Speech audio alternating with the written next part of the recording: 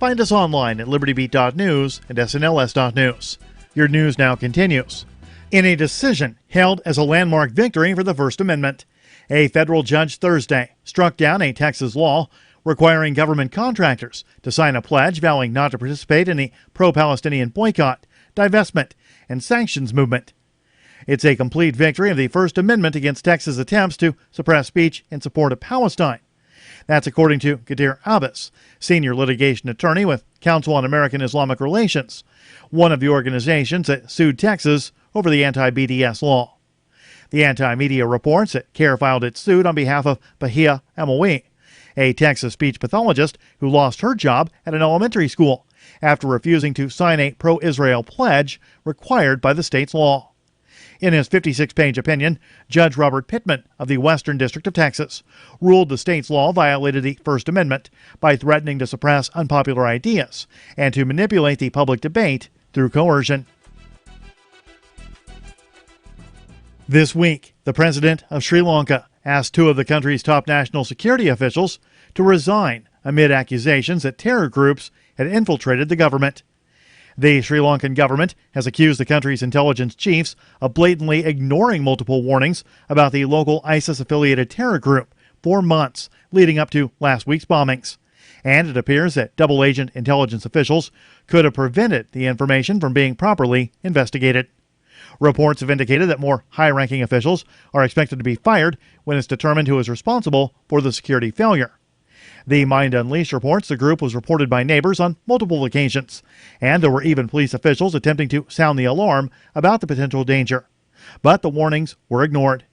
Now, in the wake of the tragic bombings, suspicion is being cast on government officials for intentionally turning a blind eye to the terror cell. Support for the Liberty Beat comes from the Conscious Resistance Network, featuring videos, news reports, and articles from a spiritual anarchist perspective. Experience the Conscious Resistance at theconsciousresistance.com. How would you like to have your business featured on the Liberty Beat? You can. Just send an email to libertybeat@snls.news for details. This is the Liberty Beat, produced in partnership with SNLS News and listeners like you. The Liberty Beat is online at libertybeat.news and snls.news. I'm Mick Murrow, reporting for the Liberty Beat, reminding you, spread liberty with a smile.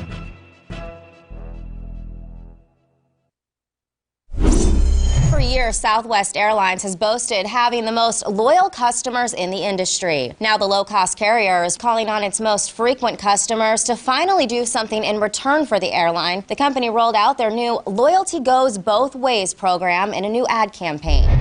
You said you wanted free check bags, and we listened. Now you listen to us. Southwest's program is part of a new trend of companies not letting their customers exploit them anymore. CEO Gary C. Kelly has gone as far as to record this radio ad, which Southwest started airing nationwide. Hi, this is Southwest CEO Gary Kelly. If my wife calls asking about me, I need you to lie and say I was with you. Remember all those low fares I gave you. To any Southwest customers thinking about saying they're too busy to help, Kelly has some harsh words saying, quote, "We're always there for our customers. To anyone who can't do us a solid now and then, f*** you. That's not loyalty, that's freeloading." This is the Onion News Network.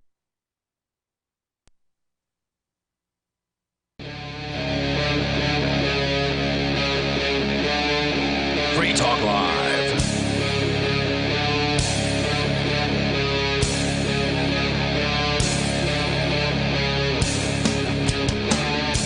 It is Free Talk Live. And as always, you can dial in here toll-free, take control of the airwaves, bring up whatever is on your mind. The toll-free number is 855-450-FREE like freedom. That's 855-450-3733. We've also got the Discord on-air call-in line rooms over at discord.lrn.fm. That's where you can connect and jump into one of those rooms, and then once we see you in there, we will join the room, and you'll sound almost like you're sitting here in the studio with us. Toll-free number again, 855-450-FREE, Discord over at discord.lrn.fm. Vincent, looking a little winded. I need new shoes. I mean, my feet are covered in blisters. Each step I take is agonizing. Really? So yeah, sorry about that. That's what took me so long. It's just like I can't walk fast when it's like burning. That's tough. Well, good to have you here anyway. So stuff in the news to talk about. Welcome to the show on day number 2 of our ban off of the Twitch platform. Folks have been watching on DLive. If you want to check out our video feed, you can do that exclusively. Well, I guess it's not exclusive on DLive yet. We still have the YouTube. But DLive over at dlive.lrn.fm. And I forgot, maybe I should have put it into 720p mode, but oh well. Anyway, there is another update, another story about the FBI and their operation of child pornography servers, which is a pretty disturbing concept. You know, the idea that these are the people who are arresting people for possessing child pornography, but they're also the ones giving it to them. And if you believe the claim that the governments make a lot, and that is that the existence of and the passing of the possession of child pornography somehow continues to re-victimize the people who are photographed, the people who might have been forced against their will, raped perhaps, and the victims in these cases, that it continues to harm the victim. That's the claim that's made, but yet the FBI goes right out there, takes over servers, not just servers, but the more recent story that they took over a WhatsApp chat room, I think it was. I've never used WhatsApp, so I don't know how it works, but a purported chat room in which there were like multiple people trading pornography, child pornography, and the FBI operated those rooms for a period of, I don't know how long, I forget the details of that story, but that's yet another one. But in this case, the update here from Reason.com's Elizabeth Nolan Brown, the Department of Justice has been dismissing child pornography cases in order to not reveal information about the software programs used as the basis for the charges. An array of cases suggests serious problems with the tech tools used by federal authorities, but the private entities who develop these tools won't submit them for independent inspection or hand over hardly any information about how they work, their error rates, other critical information. As a result, potentially innocent people are being smeared as pedophiles and prosecuted as child porn collectors, while potentially guilty people are going free so these companies can protect trade secrets. This isn't all about the companies protecting trade secrets, though. It's about the FBI protecting their secrets. Now, if they had a company design it, then by proxy they're protecting them. But essentially it's the FBI not wanting to give over information in the discovery process. And that means if you don't hand over the information, you have to drop the case. And that's what one judge told them. And as far as I knew, I thought there was only one case where this had happened. The situation suggests that some of the many problems that can arise around public-private partnerships in catching criminals and the secretive digital surveillance software that it entails, software that's being employed for far more than catching child predators, because again, these could be employed on a terrorism site, right? Like some sort of whatever a terrorism site looks like, they could employ it on that. We haven't seen any news stories about anything like that happening, but in theory, this could be used to catch real, dangerous people. The situation, with the child pornography cases, Tim Cushing at TechDirt writes, quote, "The defendants are hardly the most sympathetic. Yet that's all the more reason why the government's antics here are disturbing. Either the feds initially brought bad cases against people whom they just didn't think would fight back, or they're willing to let bad behavior go rather than face some public scrutiny." And I'm pretty sure it's, at the very least, in many cases, the former, because they know that people don't fight back. Anybody who's a prosecutor in the Department of Justice absolutely knows that when they bring charges, especially federal charges, 99% or close to it, maybe 98% or something like that, like the super majority of those cases are going to take a plea deal. Doesn't matter what the charges are. It can be drug related, it can be porn related, it can be, violence, it can be who knows, whatever it is, they're going to take a plea deal. Just because it's intimidating. And you also, you don't really have much of a chance to win. Like, even if the facts are in your corner, it's hard to win. Because the government, they have virtually unlimited resources. They can hire as many, have as many police, have as many prosecutors, have as much time. to prosecute. If you are able to afford an attorney, well, that's good. A lot of people can't, so they end up being stuck with a government defender, public defender, and that is not going to give many people confidence. No, they're probably the ones who tell people to take the first plea deal. Absolutely, they are. Because why not? Why would they want to have to work?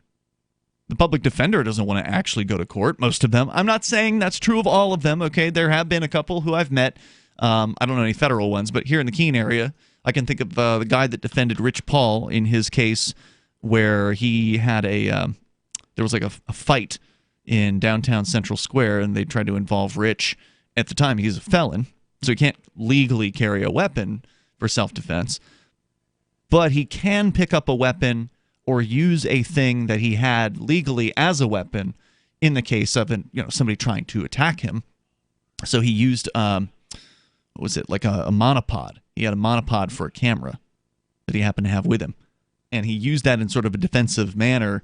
They charged him with violation of probation, tried to take him off probation, tried to put him back in a prison cell. And this public defender did an amazing job of defending Rich. But you're right, Vincent. Most of the people who have public defenders, and for that matter, most of the people who have paid defense attorneys, are going to take a plea deal. Because the same thing's true of the paid defense attorney. You already gave him $5,000. What's it matter to the defense attorney whether or not he goes to trial or walks you through and holds your hand through a plea deal?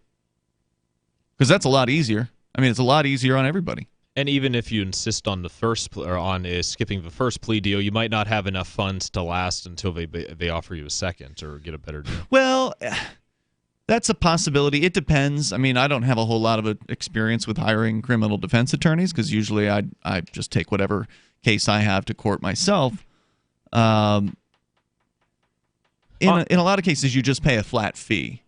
So the defense attorney will say it's $5,000 for my representation or whatever arbitrary amount. I see. I was going off from what I heard about Roger Stone's legal defense, where it's ongoing. It's been on for years, and he had to move houses because he couldn't afford his mortgage anymore because the bills got so high. Is that criminal defense or civil? It was he was being charged with, I think, something like lying to Congress or something along those lines, a process crime during the Mueller probe. It must be a criminal charge then. I'm not saying it's always that way, Vincent. Like if an attorney looks at a case and they're not sure how long it's going to take to research or defend or whatever, whereas if they look at a case and they're like, oh yeah, DUI, I do these all the time, $2,000.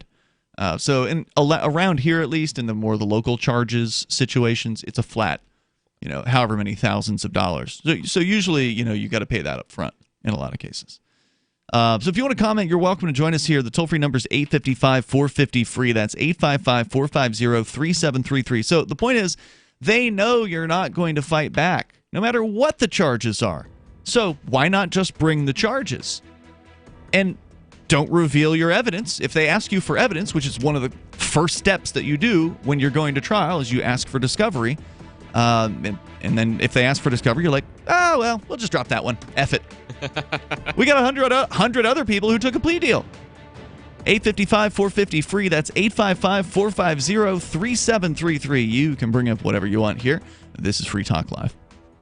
Business owners, you want more customers? Accept cryptocurrencies. There's people all around you just waiting to spend money at your store. If only you would take it. I know, you've been waiting till someone else makes it easy. Well, good news. HelpMeTakeBitcoin.com adds Bitcoin to your point of sale, totally free. Use the same equipment you already have, now with Bitcoin. And unlike credit cards, there's no fees. Let the guys at HelpMeTakeBitcoin.com bring new customers to your store. HelpMeTakeBitcoin.com. Would you like to hang out with Penn Jillette? He's keynoting Freedom Fest this year. I, for one, am thrilled. Freedom Fest is the largest liberty-oriented gathering in the world. They take a Big Ten approach with libertarians, conservatives, liberals, anarchists, capitalists, and just open-minded people mingling together to hear real debates, share real solutions, and converse freely. This year's theme is the Wild West, a time of liberty and opportunity, or a time of anarchy and violence. Maybe both. Go to freedomfest.com/FTL and get your tickets now. freedomfest.com/FTL. Not convinced yet? Hey, I understand. It's a high-end event. Even with coupon code FTL50. Sure, you're likely to receive investment advice that'll make that sum seem paltry, but I have something special for you. Go to freedomfest.com/FTL and you'll get the 5 best speeches from last year for free. Call it a test drive. Do yourself a favor and go to freedomfest.com/FTL. freedomfest.com/FTL. Use coupon code FTL50 for a discount. Bitcoin.com is delighted to announce their latest partnership with the gift card specialists at eGifter. With many of the world's leading brands on their roster, it is now easier than ever to get the gift cards of your favorite brands with Bitcoin Cash. To get started, just follow these simple steps. Visit giftcards.bitcoin.com, pick the gift card you want, follow the instructions on your screen, and make your payment using your Bitcoin Cash wallet. Sit tight and your gift card will be delivered to you as soon as it's ready. That's giftcards.bitcoin.com.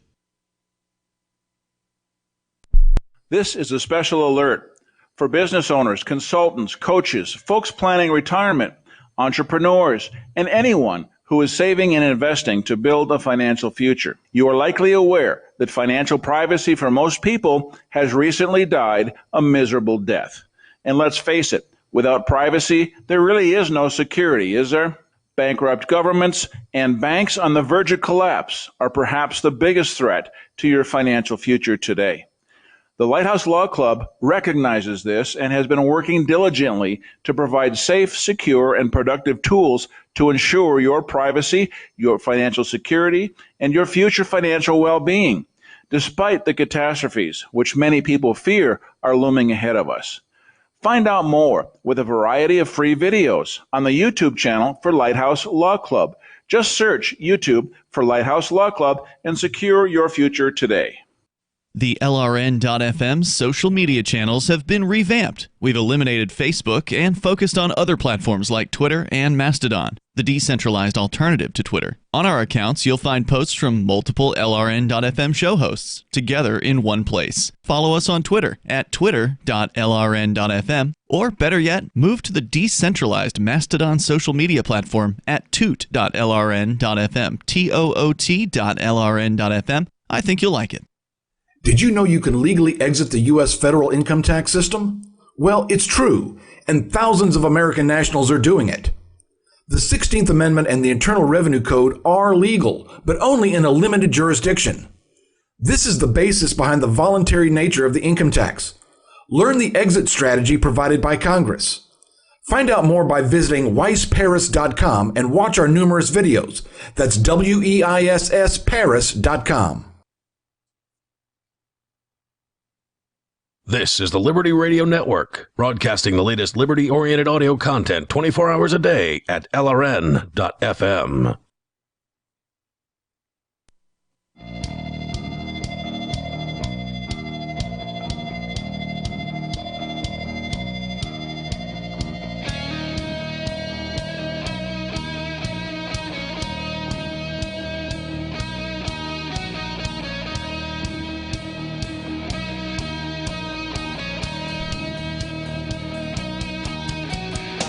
It's Free Talk Live, and you're invited to join us here on the radio. Our number is 855-450-FREE. That's toll-free, 855-450-3733. And we've also got the Discord on-air call-in line rooms, which honestly sound way better. And I'll give preference to somebody on Discord most of the time, just because it just sounds so good. You can use our Discord server over at discord.lrn.fm. Forkfest is coming up in, a month and a half. It's going to be here very soon, just over a month and a half. The Forkfest, you can go to forkfest.party to learn more about this decentralized camping festival, libertarian camping event that sprung from the Porcupine Freedom Festival and is now sponsoring the Porcupine Freedom Festival this year. It follows the it's before, actually. It's the 5 days before the Porcupine Freedom Festival this year over at forkfest.parties, where you can learn more about it. It's decentralized, meaning nobody is in charge of the festival. There's no tickets. Okay, there's no board of directors, no organizers. It's all self-organized by each attendee. Everybody who's attending decides what they want to do. So I heard, Vincent, a rumor that you might be teaming up with my roommate and doing some kind of a food table or yeah, booth? Absolutely, yeah. Have you guys talked about like what sort of food options you're going to have? Oh yeah, the comfort food, the kind of stuff people want to eat while camping. So, Absolutely. Fried Twinkies. That's Really? That's an idea. That sounds like dessert, but like what about like food? Oh yeah. Well, that's we want to keep the menu a secret. All right, fair enough. Well, I'm looking forward to it because last year was only the second year, and people were having to leave the campground to go and get food. So there was definitely a demand for people who wanted to eat there. So it's going to be all day too, breakfast, lunch, awesome. and dinner. It's a growing event, and seems like there's a lot more buzz this year. I was on Ernest Hancock's show this morning, Declare Your Independence, for an hour, talking with him about Fork Fest and what to expect, and he's super excited. He went to the first year, so he saw the smallest Fork Fest. So this is probably going to be the biggest one from the way it's sounding. You can learn more about it. It's June 13th through the 18th.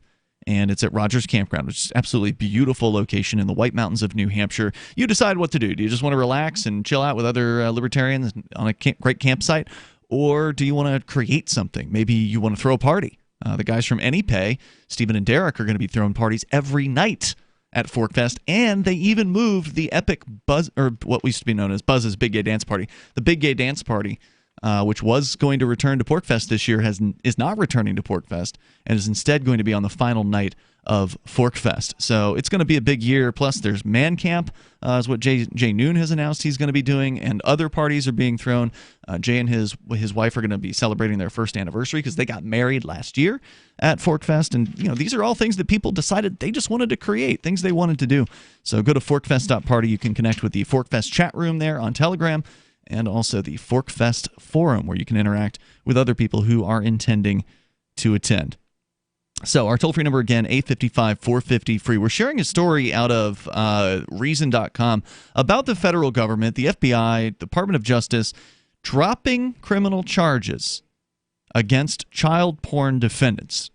Now, we don't know if we're talking about people who actually manufacture child pornography, who arguably are committing a crime, because probably in 99% of the cases, or with the exception of like teenagers who take pictures of themselves and then send them around, because they get charged with child pornography as well, which is crazy.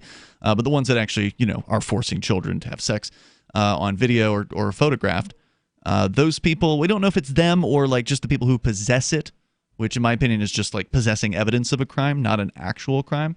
And the federal government wants you to believe that that's an actual crime. They're claiming that you're victimizing if you have possessed, whether it's somebody who's taken a picture of themselves or a victim of actual child pornography, that you're somehow victimizing that victim by simply having the thing. And so if that's true, then the FBI is victimizing all of those victims by not only having those things on the servers that they've stolen from whoever was operating them, but then continuing to operate them and distributing hundreds of thousands of iterations of these things over a matter of weeks that they've done this. So more here from the story at Reason. Either the feds initially brought bad cases against people whom they didn't think would fight back, yeah, that's it, or they'd be willing to let bad behavior go rather than face some public scrutiny. An extensive investigation by ProPublica, quote, found more than a dozen cases since 2011 that were dismissed either because of challenges to the software's findings or the refusal by the government or the maker to share the computer program with defense attorneys, or both, writes Jack Gillum. And I had no idea this was going on for so long. We've been covering the case that happened in 2015. Did not know they had such malware that existed prior to that. Quote, defense attorneys have long complained that the government's secrecy claims may hamstring suspects seeking to prove the software wrongly identified them. But the growing success of the counterattack also is raising concerns that by questioning the software used by investigators, some who trade in child pornography can avoid punishment.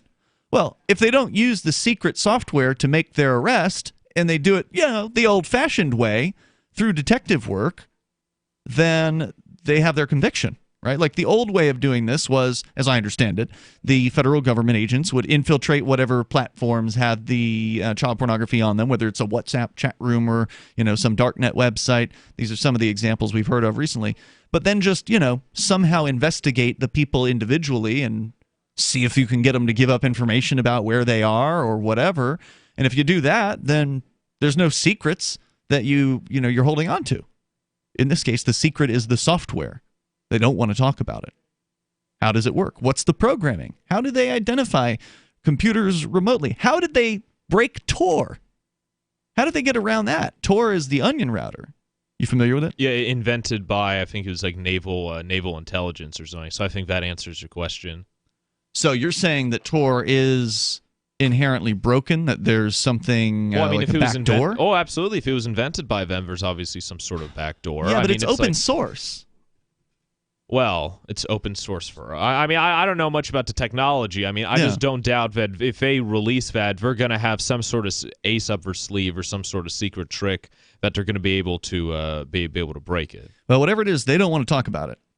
And courts have sought to overcome concerns that scrutiny would diminish the effectiveness of the software for law enforcement or infringe on intellectual property rights by ordering only secret and monitored third-party review processes. But federal prosecutors have rejected even these compromises, drawing worry that it's not legitimate concerns driving their secrecy, but a lack of confidence in the software's efficacy or some other more nefarious reason. Look, to me it seems crystal clear. Like, the reason they don't want to give out the software is because it ends their investigations at that point. Presumably that software is employed in other places, right? Like, maybe they've taken over some other website or they've launched their own site or whatever. Maybe they're using it to try to bust terrorists. I don't know. But presumably they're using it on some other basis, and they know that if they give away the program, then it's curtains for that program. And then they'd have to figure out some other exploit, because then everybody would know about it. Of course, not everybody knows. Not all criminals pay attention to the news. But anyway, more coming up here. 855-450-FREE. But defense attorneys do. 855-450-3733. You join us here on Free Talk Live. The United States of Empire is a book that claims the United States is the empire of the world. George Washington had warned us against foreign wars. The United States of Empire shows that World Wars I and II left England broken. Its former colony, the U.S., had to save the empire. Was there ever a vote? Who do we fight for? The deep state began with World War I. The United States of Empire by James Dunn. Available at Amazon Books. Hunters, anglers, campers, and survivalists. Get back to nature. Expand your horizons with the highest quality, most versatile, unique slingshots and sling bows on the market at slingbow.com. Slingbow products are compact and models start from just $17.98. They're perfect for your bug-out bag or storing in your vehicle. Give yourself and your loved ones the excitement and tradition of Slingbow, a new frontier in archery and truly modern twist on this primitive survival tool. Feel the thrill only at slingbow.com.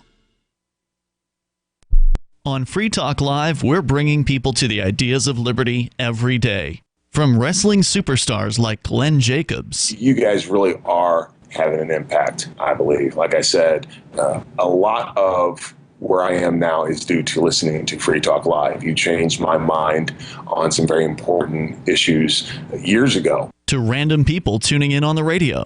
I was kind of stuck in the left-right paradigm. I heard your show by chance on a Saturday night. From there, I went on, joined the Free State Project, and become an amplifier. So, that's really the reason why I amp, is because I know that if it wasn't for you guys being on as many stations as you are, I never would have found the ideas of liberty. Your amp will directly change more lives by getting Free Talk Live in front of people looking for talk radio online and on the air.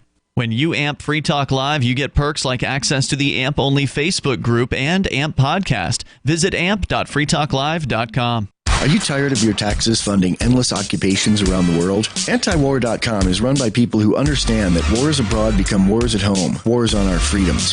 Antiwar.com is dedicated to bringing you the latest in news, views, interviews, and reviews from the top movers and shakers in the anti-occupation movement. Antiwar.com has it all, from thorough foreign policy analysis to interviews with whistleblowers who used to run the military-industrial complex. Anti-war, pro-free market. That's antiwar.com. Did you know we've taken our LRN.FM telephone listen line to a new level with the LRN.FM audio on demand line? Now you can call 712-770-8447 anytime and listen to LRN.FM's live feed. And you can listen to a bunch of our original shows on demand. Long distance fees may apply. Just dial 712-770-8447 and choose from the menu. 712-770-8447. The Free State Project has reached its goal of 20,000 liberty lovers who've pledged to move to New Hampshire and get active to achieve liberty in our lifetime. Perhaps you're trying to figure out what part of New Hampshire should be your destination.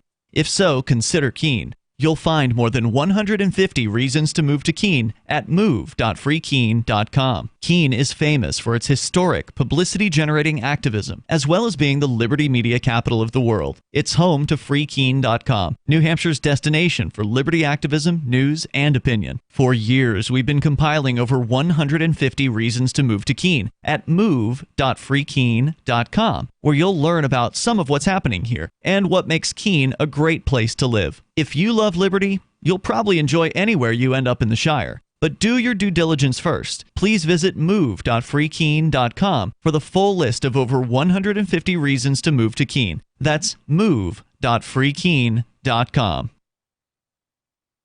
You can sign up to receive the latest about the Liberty Radio Network via our email updates at updates.lrn.fm. That's updates.lrn.fm.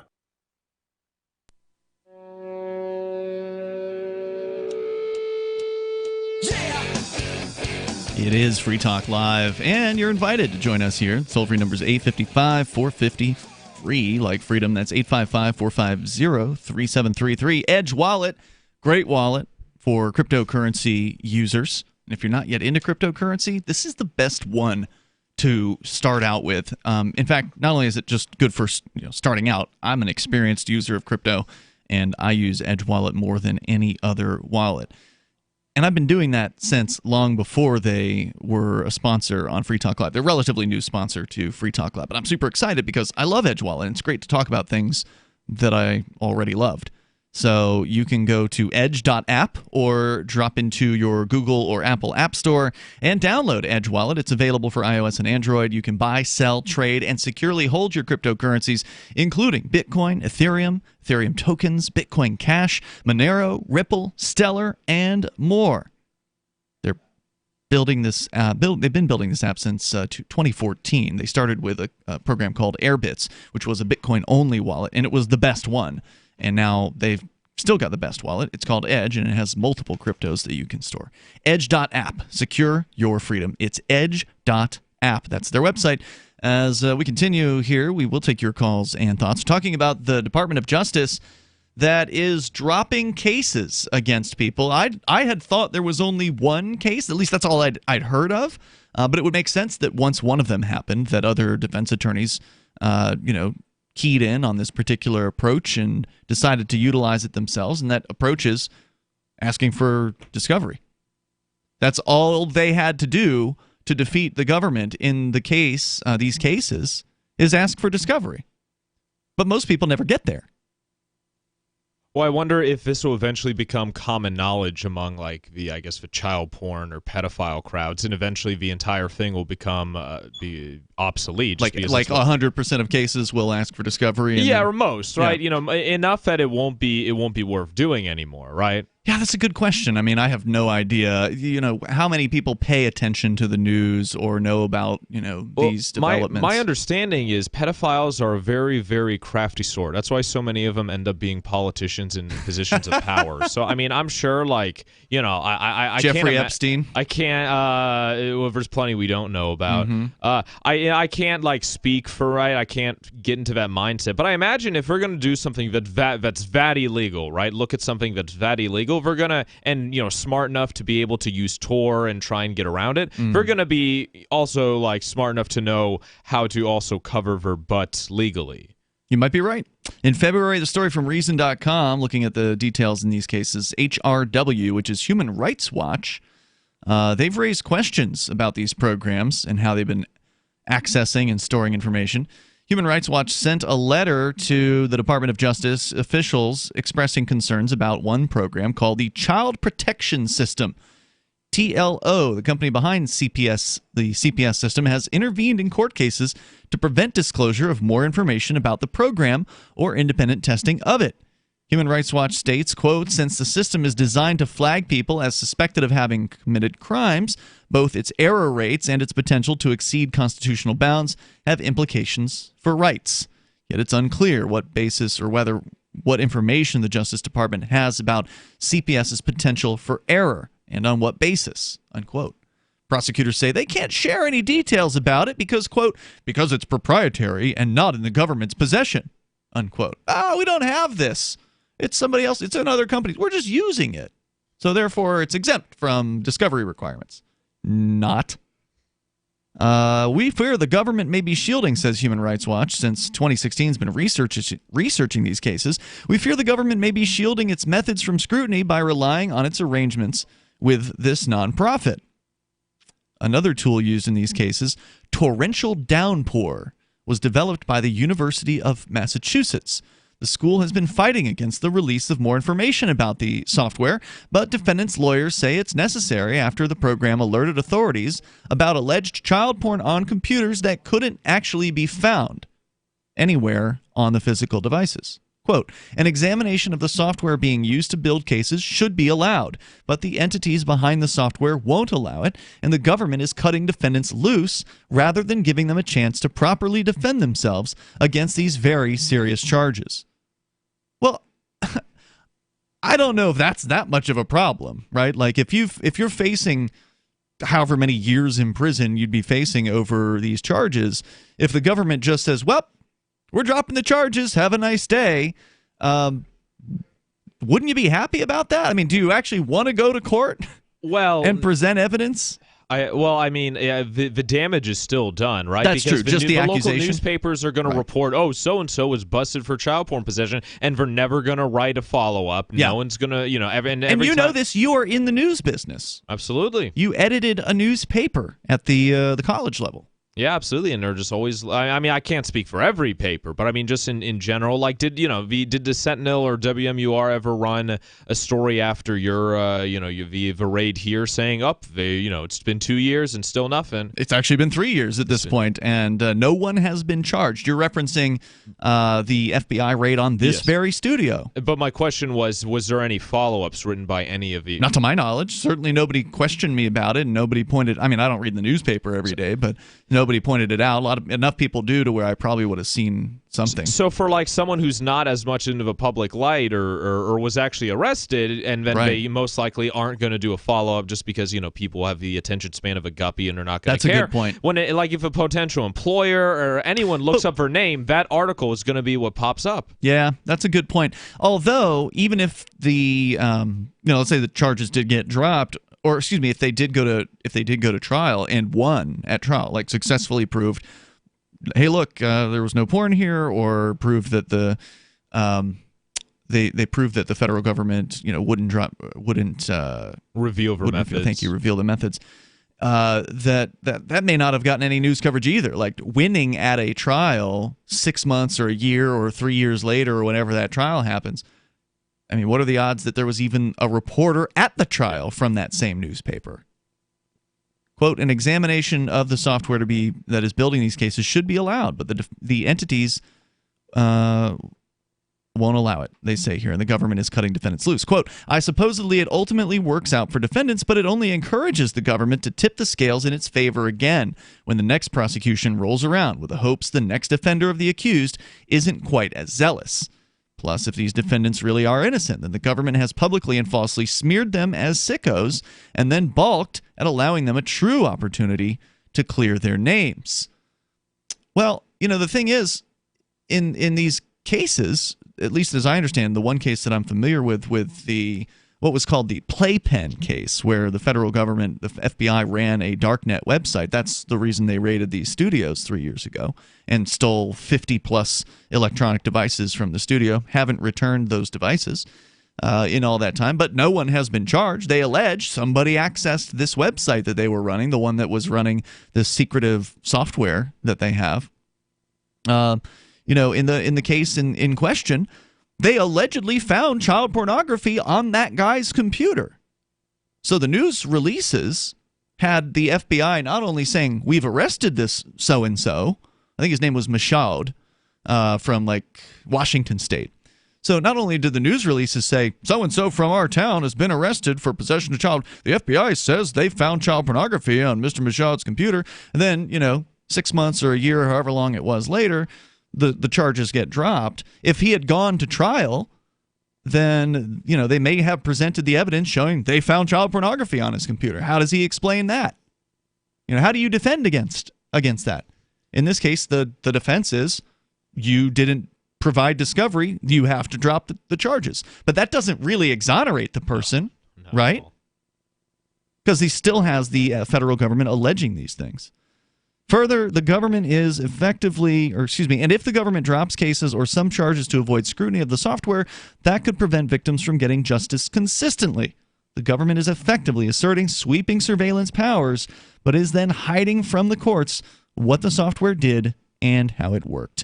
So as this situation continues to develop, we will continue to report on it to you. The toll-free number, if you want to join us here, is 855-450-FREE.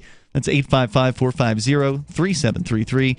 You can bring up whatever you want. You got an update for us, Vincent, from France with the yellow vests and what's happening over there. And that's coming up. You can bring up what you want. Free Talk Live. Did you know you can legally exit the U.S. federal income tax system? Well, it's true, and thousands of American nationals are doing it. The 16th Amendment and the Internal Revenue Code are legal, but only in a limited jurisdiction. This is the basis behind the voluntary nature of the income tax. Learn the exit strategy provided by Congress. Find out more by visiting weissparis.com and watch our numerous videos. That's WEISS Paris.com. Bitcoin.com is delighted to announce their latest partnership with the gift card specialists at eGifter. With many of the world's leading brands on their roster, it is now easier than ever to get the gift cards of your favorite brands with Bitcoin Cash. To get started, just follow these simple steps. Visit giftcards.bitcoin.com, pick the gift card you want, follow the instructions on your screen, and make your payment using your Bitcoin Cash wallet. Sit tight and your gift card will be delivered to you as soon as it's ready. That's giftcards.bitcoin.com. Many people believe they don't control their own destiny because they haven't chosen to take the first step towards the life they've always dreamed of. Let them continue just getting by while you make the choice to do something about your future. Imagine working from home, earning the income you deserve. Start small or dream big. Work part-time or full-time. You choose the pace. Just visit startlivingyoung.com. That's startlivingyoung.com. And click on the Be Your Own Boss tab. Discover Juness, a state-of-the-art global health products company that spent 5 years on the Inc. 5,000 fastest-growing private companies in America list. With over $1 billion a year in sales, they'll provide all the tools you need to thrive and succeed. And you'll be blown away by how little it takes to get started. Visit startlivingyoung.com today and click on the Be Your Own Boss tab at the top of the page. 2019 will be the year your new life begins. Your destiny awaits at startlivingyoung.com.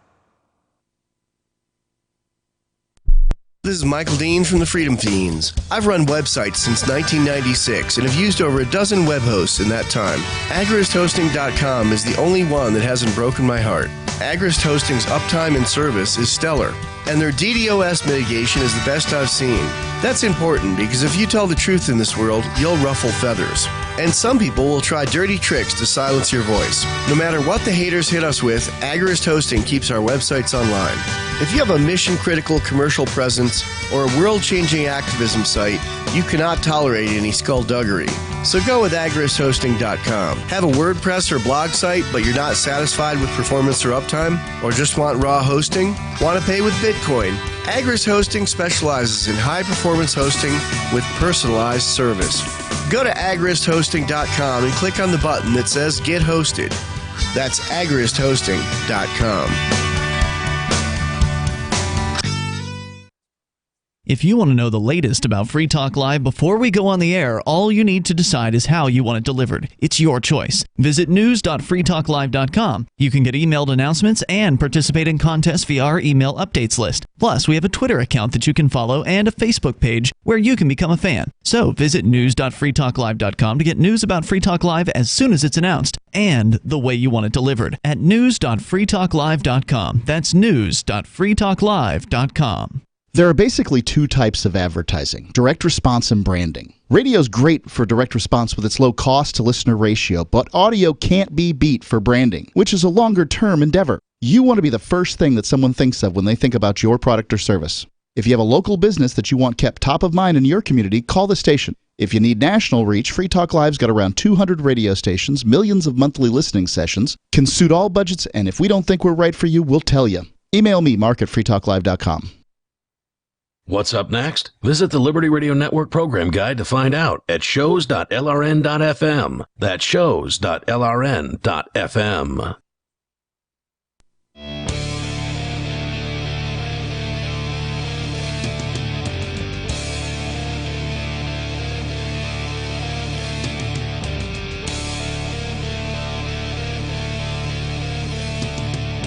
Hey, it's Free Talk Live, and you may dial toll-free to join us here. The number is 855-450-FREE like freedom.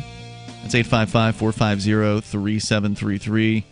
We've also got the Discord on-air call-in line rooms. Just jump into one of those over at discord.lrn.fm, and you will sound way better than the average caller. Once again, it's discord.lrn.fm. By the way, thanks to MI Free to Go, a Free Talk Live silver amplifier. This person is contributing $5 a month to the Free Talk Live AMP program, and you can do that too if you want. If you like what we do here, if you value the discussions that we have, the ideas that we share, the fact that it's open phones every single night, and we're on 7 nights a week across the United States, and even beyond that on satellite platforms and all kinds of places, internet streaming, podcast. If you like the fact that we're there doing this thing and helping people understand the ideas of freedom, then please go to amp.freetalklive.com. You can sign up there for the AMP program with major credit cards, with PayPal, with Bitcoin BTC. It's amp.freetalklive.com. And you get some cool perks. You can get into the supporters chat rooms on our Discord.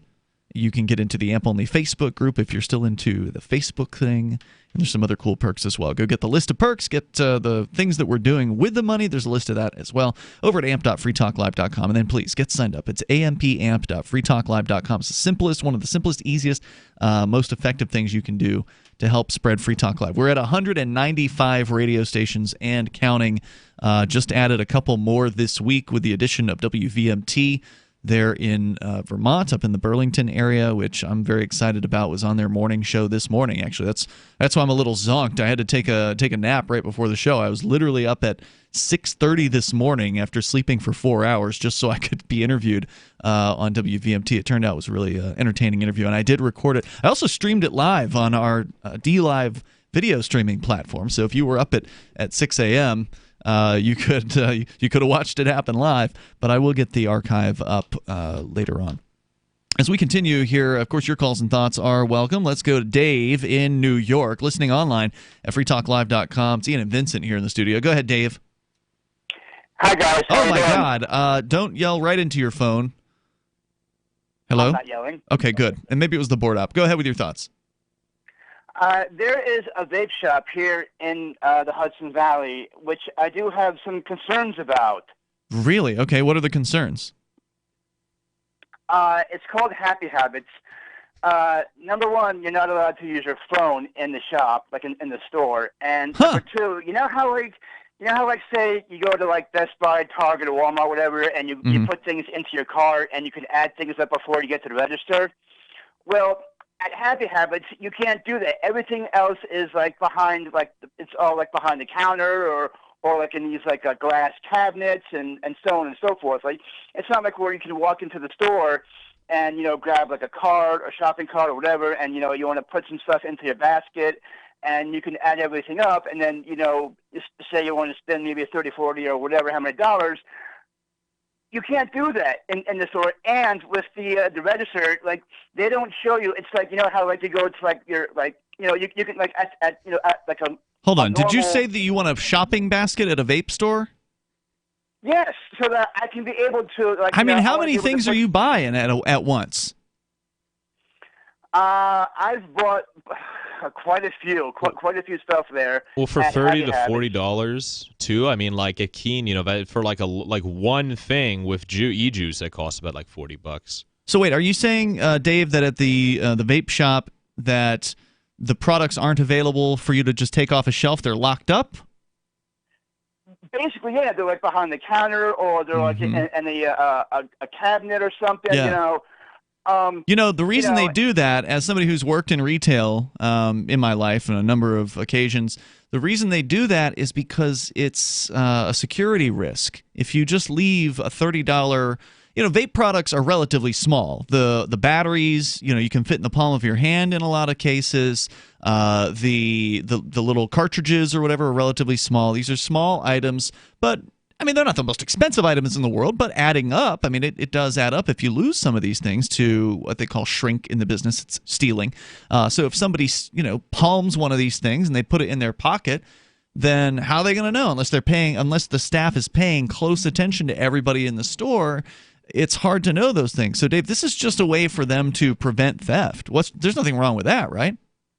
Yeah, but like you say, like the incense sticks, they're out in the open. You can get you can pick up a whole bunch. That's because of those are incense cheap. sticks for like maybe No one wants to steal those. maybe like 5 or 10 for like a Incense couple of sticks bucks, are long, right? Generally, there's those incense holders, and the incense sticks are what, like at least 12 inches, if And not they're fragile too. They longer? break easily. Yeah, but they're in a box, a lengthy box, and so the average person isn't going to be able to stick that in their pocket. They might be able to shove it down their pants or something like that, but your typical method of stealing something that's lengthy, and again, the products are cheap. Incense is very cheap compared to, say, vaporizers and nicotine juice. So maybe they're just not worried about losing the occasional incense stick, but don't want their $30 or $50 or $100 vaporizers to go walking out the door. Yeah, but like when I go to when I go grocery shopping, I put stuff into my cart and I add everything up, and right before I get to the cash register, I add my total, and Do you really? Why can't? Yes, I do that all the time. Why can't these vape shops, Happy Habits, and there's one on 55, there's one on Route 9, and there's You're one saying that's you're saying they're all alike. They have all the vape shops have similar policies where they lock up their products. Yeah, and you can't even use your phone in the shop. Now Like, that's why? weird. That I mean, if I'm going to speculate on that one, I would say it's either the owner has a preference against phones, like maybe he's bothered by millennials, because it's going to be mostly younger people, I think, that go to these places. But then again, I think older folks are finding and discovering vaporizing as well. But either way, whether it's younger people or older folks, people have a habit of being on their phones constantly. You see it everywhere. And some people, it really bothers them. And so if it's his store or her store, whoever owns the store, and if they hate cell phone use, then they can tell their customers, leave the phone in your car. Or they just don't want customers to look up Even if you online go with to the better site. prices.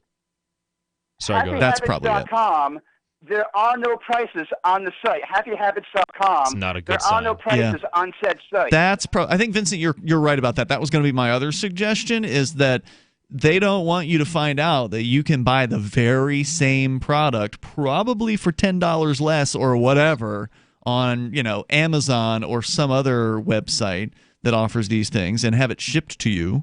And because there is a problem these days with people in the world of retail, with people doing this sort of shopping in real life and then buying the product online. So essentially using the retail establishment as a showroom floor where they go in. The classic example of this is like Best Buy, where somebody would go in, the electronics store. They'd go in, they'd pick up the cameras, because they would have the cameras out where you can use them. They'd pick up the camera or whatever the thing is they wanted to look at, or look at the TV that they were considering buying, leave the store, go and order it online, and save $20 or $100 or whatever they would save.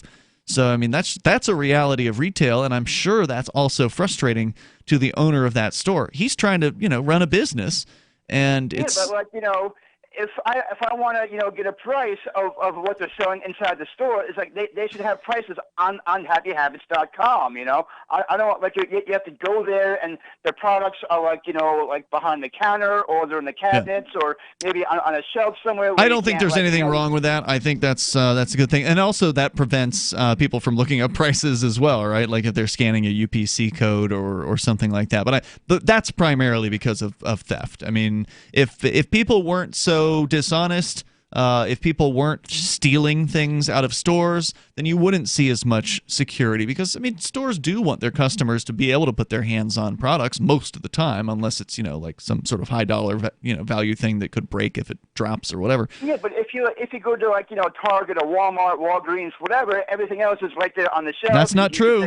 Not true. The video games are always behind glass. Yep. The guns are, but usually, although in Dave's defense, those do have big price tags on them, so you could tell how much a video game or gun costs from behind the glass. Yeah, that's true. And of course, lots of these stores also have their own online component as well, so they want you to go online and order from them. They don't care whether you order it from the store or not. Thank you, Dave, for the call tonight. I appreciate hearing from you. Hey, if you don't like it, don't shop there. You can get your vape products from somewhere. Oh, wait, no, they all lock them up. Well, you know what? Deal with it. If you don't like it, go online. You can probably get the same stuff cheaper. Vape products are a dime a dozen. There's a bunch of different competitors out there. There are a lot of choices in the world of vaping, at least for now, until the federal government decides to outlaw it and, give the cigarette companies more business. Because cigarette companies are mad as hell about vaping. Or the hospitals and health nuts. They're the ones who are behind banning the vape, I know that. That's part of it. The toll-free number here is 855-450-FREE. Yeah, Stephen in the D-Live chat says, quit whining. Yeah, it's not going to make anything better for you. 855-450-FREE. We got the Yellow Vests in France coming up on Free Talk Live. Warning. If you're drowning in debt you can't afford, do not let the credit card companies trick you into thinking that you have to pay it all back, because you don't. What the credit card companies don't want you to know is that there's actually a way to get debt-free without paying off your entire debt or going bankrupt. If you have $5,000 or more in credit card debt, you now have the right to let us settle that debt for a fraction of what you owe. For free information, call Credit Associates now. 1-800-959-5759. We'll even show you how much money you could save. If you can't afford to pay off all your debt, do not let the credit card companies trick you into thinking that you have to. Call Credit Associates now for free information on how to get debt-free faster than you ever thought possible, without debt consolidation or bankruptcy. We depend on your success and offer a guarantee, so there's no risk. For free information, call now. 1-800-959-5759. That's 1-800-959-5759. 1-800-959-5759. What do you shop for that you could otherwise buy at Amazon? Pretty much everything, right? Amazon has competitive pricing and they deliver, and that's a big plus. If you could plan ahead in your shopping, would you be interested in saving up to 33%? There's a catch. You have to do your shopping in Bitcoin. But imagine those savings. It's like a huge raise. All you have to do is go to saveatpurse.com. We've saved thousands, and you can too. Plan ahead and save. Saveatpurse.com. Some of you asked, and now we've delivered. LRN.FM's live Keene, New Hampshire studio shows are now streamed in HD on Twitch. Visit our channel at twitch.lrn.fm and give it a follow. If you have Amazon Prime, you get one free subscription on Twitch. If you use it on our channel, Twitch will give LRN.FM a monthly piece of your Prime subscription cost. So please watch, follow, share, and subscribe to twitch.lrn.fm. That's twitch.lrn.fm. You're listening to the live edition of Free Talk Live. Hour number 2 is next, after the news, here on the Liberty Radio Network at LRN.FM. This is the Liberty Beat, your daily source for Liberty news and activist updates. Produced in partnership with SNLS News and listeners like you. Online at libertybeat.news and snls.news. I'm Mick Murrow, reporting for the weekend edition of the Liberty Beat. Gold is trading around $1,279, silver at $14.96, and Bitcoin is trading around $5,092. Today's prices are brought to you by InnoScale. Take off with Managed Cloud. Looking for a safe, secure way to store your important files online? Let InnoScale handle it for you. Their high availability cloud servers are the perfect solution for clients needing one or more secure scalable servers with built-in hardware failover protection. For details, see them online at innoscale.net. In the news, a disturbing report released by the United Nations this week details how in the first part of 2019, U.S. forces and their allies killed more civilians than the Taliban and other terrorist groups. The Free Thought Project, citing the most recent UN data, reports that Afghan officials were killed in greater numbers by NATO and pro-government security forces in the first 3 months of 2019 than by armed militants. Half of those slaughtered by Allied troops were women and children. While the number of overall civilians killed slightly decreased, according to the report, it's the first time since the invasion after 9/11 that the U.S. and its allies have slaughtered more civilians than the terrorist groups they are ostensibly fighting. In the first quarter of 2019, pro-government forces were responsible for the deaths of 305 civilians, while insurgents killed 227. The numbers are apparently so disturbing that UN officials are now calling for an investigation into the killings. The Liberty Beat is sponsored in part by Brave Botanicals, high-quality kratom and CBD at reasonable prices, with excellent customer service. Brave Botanicals is activist-owned and mission-driven, fighting for your right to consume plant-based medicine and natural remedies. Find out more at mybravebotanicals.com. And right now, Liberty Beat listeners can save 10% by using promo code SNLS at checkout. This is the latest edition of the Liberty Beat. Find us online at libertybeat.news and snls.news. Your news now continues. In a decision held as a landmark victory for the First Amendment, a federal judge Thursday struck down a Texas law requiring government contractors to sign a pledge vowing not to participate in the pro-Palestinian boycott, divestment, and sanctions movement. It's a complete victory of the First Amendment against Texas' attempts to suppress speech in support of Palestine. That's according to Qadir Abbas, senior litigation attorney with Council on American Islamic Relations, one of the organizations that sued Texas over the anti-BDS law. The Anti-Media reports that CARE filed its suit on behalf of Bahia Amawi, a Texas speech pathologist who lost her job at an elementary school after refusing to sign a pro-Israel pledge required by the state's law. In his 56-page opinion, Judge Robert Pittman of the Western District of Texas ruled the state's law violated the First Amendment by threatening to suppress unpopular ideas and to manipulate the public debate through coercion. This week, the president of Sri Lanka asked two of the country's top national security officials to resign amid accusations that terror groups had infiltrated the government. The Sri Lankan government has accused the country's intelligence chiefs of blatantly ignoring multiple warnings about the local ISIS-affiliated terror group for months leading up to last week's bombings. And it appears that double-agent intelligence officials could have prevented the information from being properly investigated. Reports have indicated that more high-ranking officials are expected to be fired when it's determined who is responsible for the security failure. The Mind Unleashed reports the group was reported by neighbors on multiple occasions, and there were even police officials attempting to sound the alarm about the potential danger. But the warnings were ignored. Now, in the wake of the tragic bombings, suspicion is being cast on government officials for intentionally turning a blind eye to the terror cell. Support for the Liberty Beat comes from the Conscious Resistance Network, featuring videos, news reports, and articles from a spiritual anarchist perspective. Experience the Conscious Resistance at theconsciousresistance.com. How would you like to have your business featured on the Liberty Beat? You can. Just send an email to libertybeat@snls.news for details. This is the Liberty Beat, produced in partnership with SNLS News and listeners like you. The Liberty Beat is online at libertybeat.news and snls.news. I'm Mick Murrow, reporting for the Liberty Beat, reminding you, spread liberty with a smile.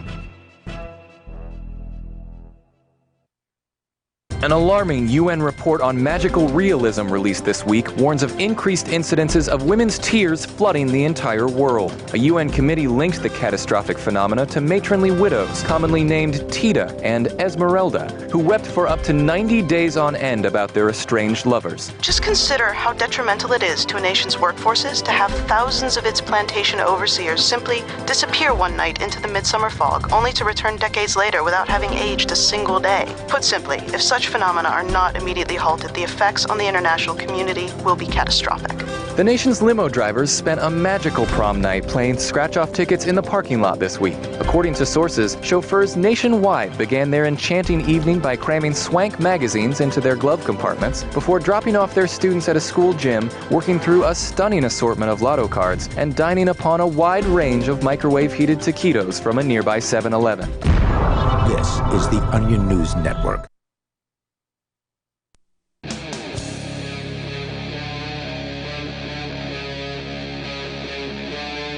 Free Talk Live.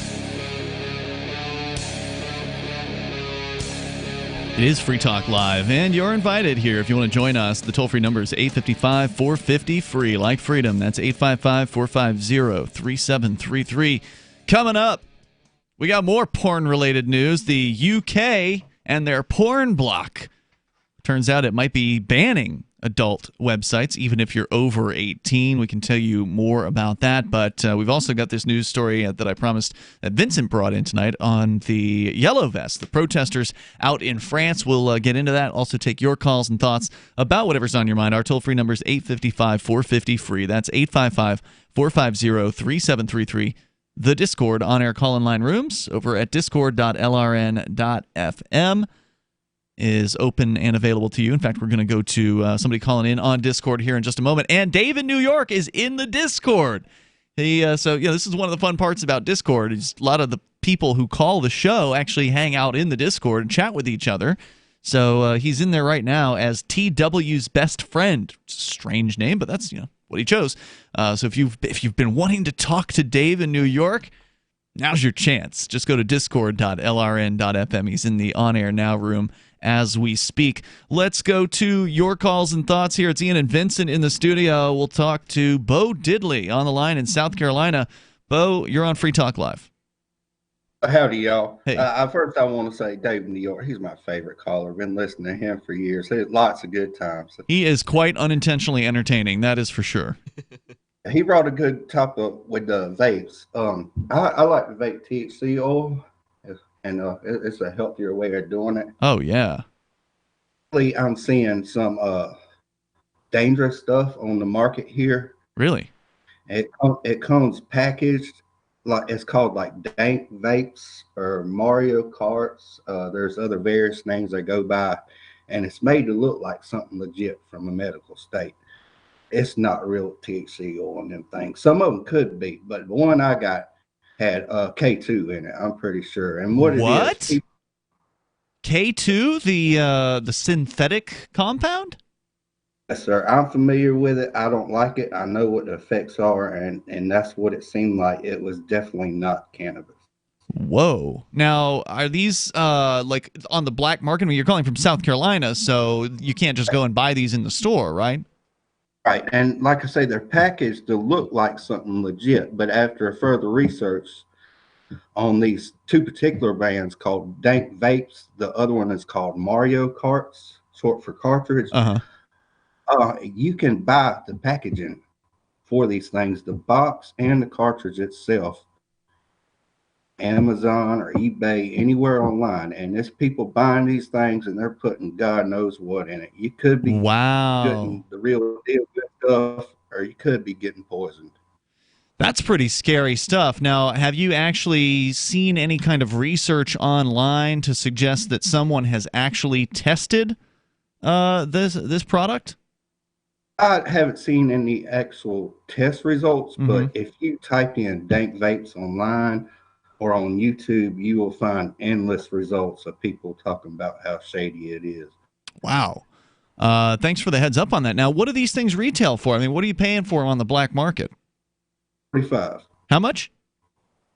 $45 a gram. $45 for a gram. So is that cheaper than what you would pay for an oil cartridge, for a gram oil cartridge of what you know is THC? It's about the same. Yeah, I've got some that I know are THC that are from legit. Now, how do you know? How do you know that? I mean, if you're buying it on the black market and you have no way of testing it, how is it just the effects that you're using it on yourself and you're saying this feels different, this is not the same product? Best way to know is to get one that's from a reputable company, proof seal on a child-proof bottle. And I feel like that's enough that I feel like it's legit. Bo, thanks for the heads up on that story. I'm sure there's some people who really appreciate the information, and thank you for the call tonight. That's Bo Diddley calling there on Discord, sounding great. And this is one of the problems with the black market.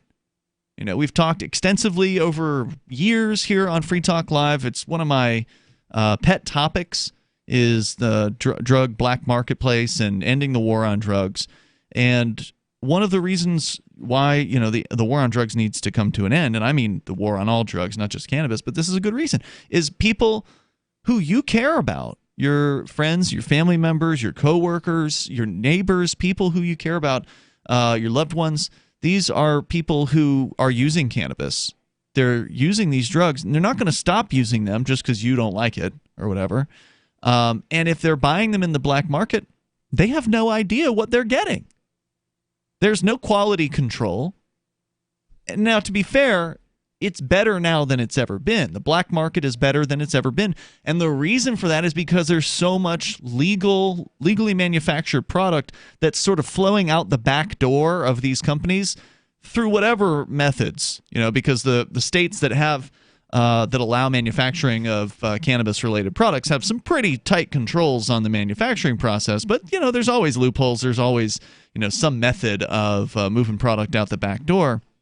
And that way those companies or whoever it is, the distributors are able to sell more of them, right? Because if you're in Oregon and you're only allowed to sell to people who are in Oregon legally, well, your marketplace is severely restricted.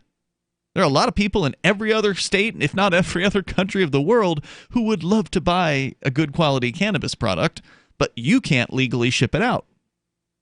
So if it somehow falls off the back of a truck, and even though it didn't really fall off the back of a truck, you know, it's like, whoops, what happened to that box? We don't know where it went. It just disappeared. Somebody stole it, whatever. It actually just went into your friend's hands, who then distributes it to whoever he distributes it to in whatever states and whatever method, through sending it, you know, selling it on the dark net, or just because they have connections and they know people that need them or want them. There are ways that this happens. And so the quality of what's available in the illegal market is better now, because there's just more legal product that overall is a higher quality. These oil cartridges, I've seen them. I know exactly what he's talking about, and they're very popular. And they never existed 20 years ago. You know, when I was your age, Vincent. Dating yourself very in. Yeah, all we had. In that case, in you know, back in the old days, back in my day, all we had was weed. You know, we just had the flowers. You were lucky if you came across some kind of other form of it. Wax or hash. I think the first time, yeah, they did have hash. Hash has been around. I think like BHO, the type where they would use like all sorts of like chemical products in your kitchen to make, and now they have like, I think like the CO2 method to get it out. Yeah, they've got better extraction methods now that are purportedly cleaner. So the CO2 is, you know, I'm not a chemist, okay, but it's supposedly a cleaner way of extracting these THC resins or oils or whatever from the actual plant, leaving the plant material behind and leaving the chemicals behind, hopefully, as much as possible, and then putting the final product. But what our caller's pointing out here is you don't know. You know, if you've got a vape pen cartridge, well, unless you've got some sort of testing method, then you have no way of knowing. I mean, Bo's basically saying he just thinks it's different because he feels like, you know, he's used the product and he feels like it's a different effect. He thinks it's similar to K2. And in theory, I suppose that could be true. You know, maybe it's cheaper to manufacture K2 than it is to manufacture legitimate cannabis oil. And so if you can sell the cheaper K2 product at the same price as people are selling the cannabis oil product, but the price of the actual, you know, like the cost to the seller is half, then they're making more money on every single sale. And an unscrupulous seller wouldn't care about, you know, their customers' health and well-being. And it's also possible that many of the sellers don't even know, that they have no idea that what they've bought, because they're being marketed as though they're cannabis. Most people probably think they are cannabis. I mean, K2 was invented to be like the cannabis effects. I've never tried K2 personally, but I did try some synthetic cannabis that Rich had a couple of years ago, and it was the craziest stuff I've ever smoked. Like, it had nothing to do with cannabis. It didn't feel like cannabis at all. It felt like I was tripping after 2 hits of smoking this purported cannabis knockoff. The toll-free number here is 855-450-FREE. If you want to join us, you can. You can take control of the airwaves here, 855-450-3733. This is Free Talk Live. And not to mention the shedding, I would vacuum the carpet 3 times a week. Frodo was scratching all night long, bouncing on the side of the bed, keeping me awake the whole entire night from all the scratching and chewing. It kind of makes you neurotic. Does your dog itch, scratch, stink, or shed like crazy? Mounds and mounds of fur all over the place. Come to Dinovite for help. DINOVITE.com. If you want the dog to be healthy, you got to feed it something healthy. Dinovite is nutrition. The omega-3 fatty acids. Flaxseed, zinc, alfalfa. Our vitamins and enzymes replace the nutrients cooked out of most commercial dog foods. He gobbles it up. He's not up all night scratching. His shedding is minimal, and it is such a pleasure to have my calm, relaxed, non-shedding puppy back. And I have to thank Dinovite for that. Don't let your dog itch, scratch, stink, or shed like crazy. Come to Dinovite for help. 859-428-1000. 859-428-1000. DINOVITE.com. I want to tell you about my favorite cryptocurrency wallet, Edge Wallet, at edge.app. Edge is the wallet I use more than any other, and that was true long before Edge Wallet became a sponsor of Free Talk Live. Edge Wallet allows you to buy, sell, trade, and securely hold your cryptocurrencies, including Bitcoin, Ethereum, tokens, Monero, Ripple, Dash, Bitcoin Cash, and more. It's available for both Android and iOS, and you can download it via the Play or App Store or via Edge Wallet's website, edge.app. Secure your freedom with Edge Wallet. Go to themorganreport.com and receive updates and insights you will not find anywhere else on the web. You will discover how to grow and protect your wealth under all market conditions. The Free Morgan Report provides interviews, webinars, question and answer sessions, plus mind-blowing videos. As David Morgan says, let my passion create your wealth. Themorganreport.com. Themorganreport.com.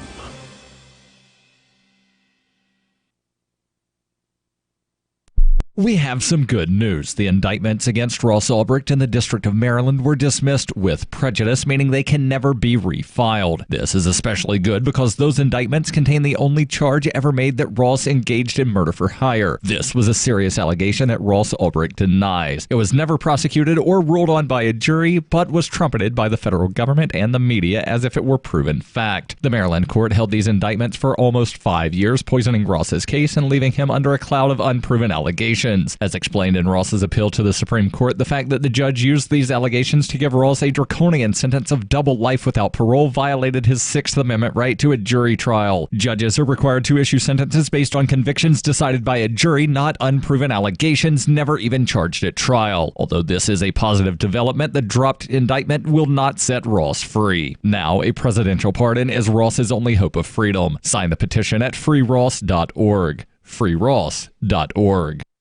So you've heard all 3 hours of the latest episode of Free Talk Live, and you're still hungry for liberty-oriented audio content? Did you know that we have another 24/7 audio stream at LRN.FM? The Liberty Radio Network airs the latest episodes of some of the best liberty-oriented podcasts on the internet around the clock. In addition to recorded content, you'll also hear live shows like Free Talk Live, originating from our Keene, New Hampshire studio. So listen anytime at LRN.FM. That's LRN.FM. Looking for a great real estate investment? Consider New Hampshire, which is ground zero for the Liberty Movement. Your first call should be to Mark Worden from Porcupine Real Estate. He's more than just a real estate agent. He's your New Hampshire concierge. Where are the best places to live? Do you want farm, city, the burbs, or forest? Do you want a duplex or multifamily building so that renters pay your mortgage? There are homes in all price ranges in New Hampshire, and Mark can help with financing too. Invest in liberty and property. Mark Worden can help. PorcupineRealEstate.com.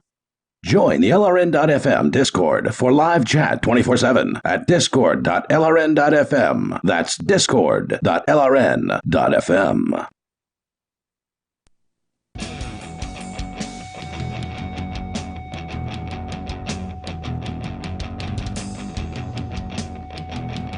Free Talk Live. You dial toll free here. Bring up whatever's on your mind. Our number is 855-450. Free like freedom. That's 855-450-3733. We do have the Discord on-air call-in line rooms. Just jump on over to the Discord server at discord.lrn.fm, and you can join the discussions going on in there. With you in the studio tonight, by the way, it's Ian. It's Vincent. Bitcoin.com. It's your premier source for everything Bitcoin Cash related. Bitcoin.com can help you choose a Bitcoin Cash wallet, buy Bitcoin Cash, and show you where you can spend your Bitcoin Cash. You can also read the latest news or engage with the community on their forum over at Bitcoin.com. Again, that's Bitcoin.com. Of course, we'll take your calls and your thoughts about what you want. As we continue, let's go to Jay calling us, listening to WLOB in the Portland area in Maine. Hello, Jay. I appreciate you guys having this conversation. Yeah, please. By the way, I can hear myself in the background, so I don't know if you got some speakers turned up or whatever, but you may want to turn that down. How's that better? I don't know if it's better, but let's find out. Go ahead. Well, like I said, I appreciate you guys having this conversation. Especially I grew up with a background from a child growing up on kind of the wrong side of the tracks with the whole drug war, seeing that, and then growing up to be kind of on the other side of it, knowing both worlds, and I hear a conversation of ending the drug war, and I applaud it because, again, it's, it's something that you would think that we wouldn't have to have a conversation about, but we do. And my question really is, how do you make, especially with cannabis, and you have alcohol and the tobacco industry that are going to take losses, and you have other industries that are going to take losses, and even legalizing hemp, and using that more commonly. There's other industries that are going to take losses. So how do we bridge the gap? How do we reach a hand out or an olive branch and saying, hey, look, this is, we're here to stay. It's going to, I don't know, what's that? Because, again, there's so many people fighting against it because they're going to lose out on money. So who are you wanting to reach out to, the alcohol companies? No, I'm saying, because of the people that are invested in it, and you think that they have something to do with legally blocking, these private corporations and things like that, and that the politicians that have whatever reason why it's not legal now. Okay, so to just say it is a little too nebulous for this conversation, right? Like, there's different drugs that are illegal. While we might agree that the entire war on drugs should be ended, somebody's going to have a different reason why they think cannabis should be illegal versus why, they think psychedelics like LSD or psilocybic mushrooms should be made illegal. So are we specifically talking about what should we focus on here, I guess? Well, being that we have cannabis, it's right there at the forefront. I think we take that and run with that because that looks like it's going to come sooner, and maybe even start with the decriminalization of the other drugs, and not having them, getting rid of these, again, I think stories of, you probably heard them and seen them too, of these babies being born, that are born on heroin or born on any other type of drug. They wean them off, and you have other countries that help people, and they have, you see it even in the States, and you have, rehab clinics and things like that, and not making it to where you're going to go to prison. Unless, granted, have common sense laws, obviously, if you're caught for, massive distribution, then yes, there's going to be consequences to that. But for someone who actually has a problem and is, struggling with that substance abuse, then not having them be a criminal for that. You know what I mean? Oh, no, I totally agree. In fact, the classic example that we've given here over the years is Portugal, where they have actually decriminalized possession of all drugs for small amounts. So individual, personal amounts. So, not pounds and pounds, but, just a little bit is decriminalized. And the worst case, if you get caught with it, may result in, having to go to some kind of a treatment. But you don't get criminal charges. You don't end up going to jail. This is a long, arduous, frustrating process of trying to change these things. And I say that from next door to you. We're in New Hampshire, where we're doing the show from. Maine's ahead of the curve as far as Maine, Massachusetts, Vermont, several other states around the country have actually legalized cannabis. at various different levels, and New Hampshire still has just done Decrim, and it is frustrating to go in and talk to these politicians and listen to the the prohibitionist side and hear all the lies continuing to be trotted out, the reefer madness, the BS, the propaganda, the nonsense, and having it refuted year after year after year with facts and evidence and personal examples and stories, and very persuasive stories in a lot of cases, like with medical patients. And yet still seeing politicians and these opposition pro-drug war people just continuing to stick their feet in the sand and ignore what their neighbors Stick want. their head in the sand, Ian. Yeah, Right. well, both, but yeah. And my question to that too is like, is that intentional, or is that just pure ignorance, or is that It's 'cause both. Again, well, and that's what I think too, because I have I've lived in many states all over the country, and so I've been able to see different cultures and regions and things like that, and especially in the Midwest, where there's so still just backward way of thinking in a lot of areas. I mean, you find that everywhere, but a lot in the Midwest. And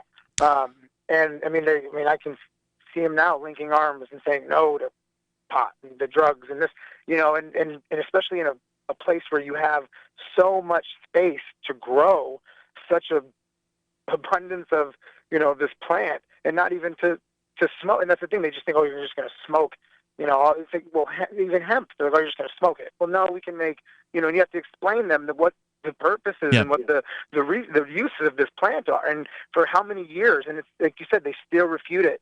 And we have evidence historically and culturally around the world since the beginning of recorded time. It's like, what is where is that blindness? When does that stop? When is the curtain lifted on these people? As somebody who's been paying attention for a while, it is frustrating. I totally agree with what you're saying here. But I have to ask you, I mean, being somebody living in Maine, where a couple of years ago Maine voters did vote.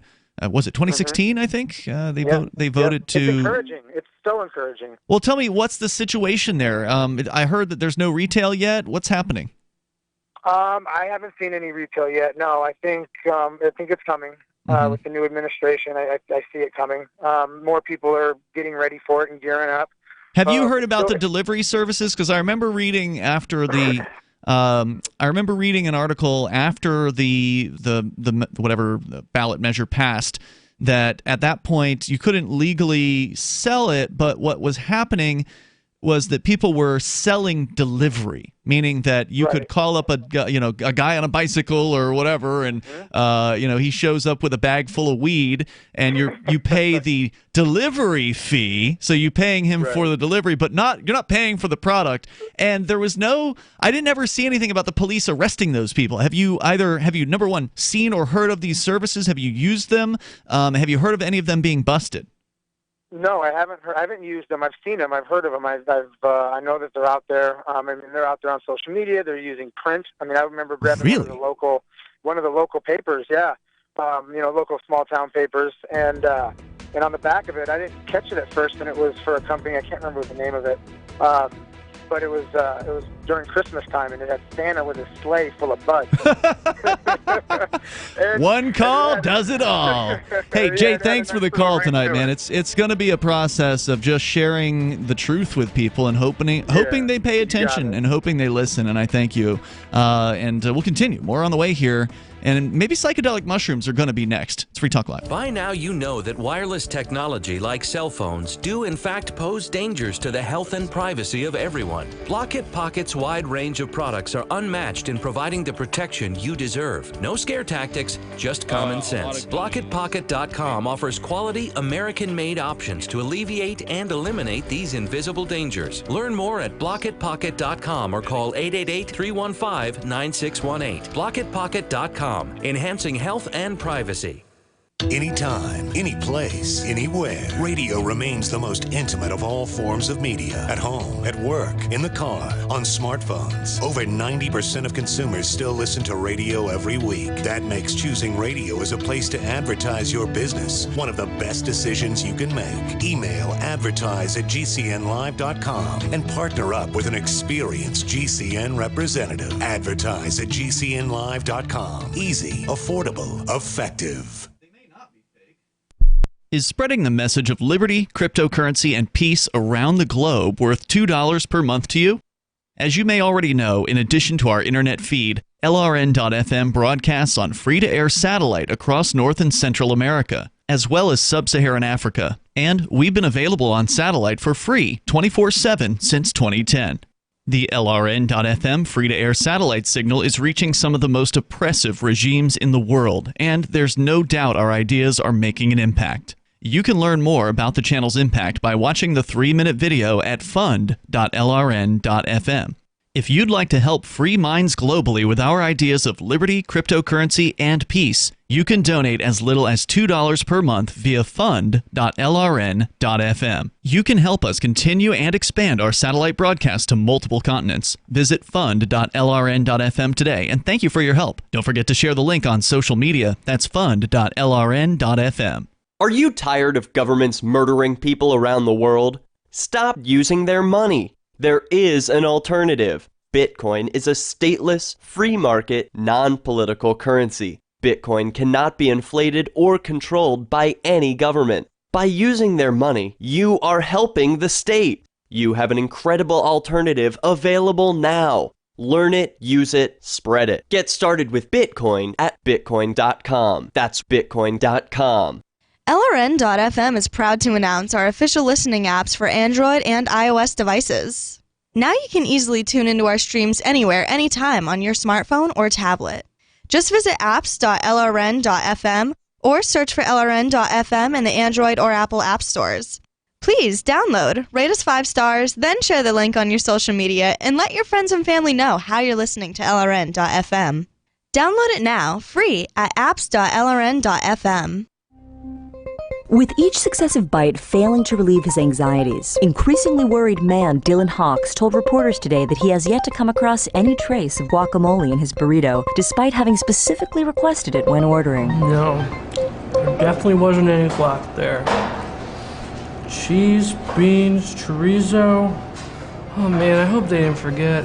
Hawks has continued to maintain hope that there may still be an undiscovered sliver of avocado somewhere in his tortilla. However, with his fears for the meal mounting, Hawks has reportedly considered asking the cashier for a refund at various points while eating the burrito. The thing is, if you had a burrito and it was missing cheese, you might not notice it because there's sour cream, but guacamole is completely different. I just don't know how I wouldn't have tasted it by now. Christ, I'm almost done with this thing. This is the Onion News Network. You're listening to the best liberty-oriented audio streamed around the clock, on the air and online. This is the Liberty Radio Network at LRN.FM.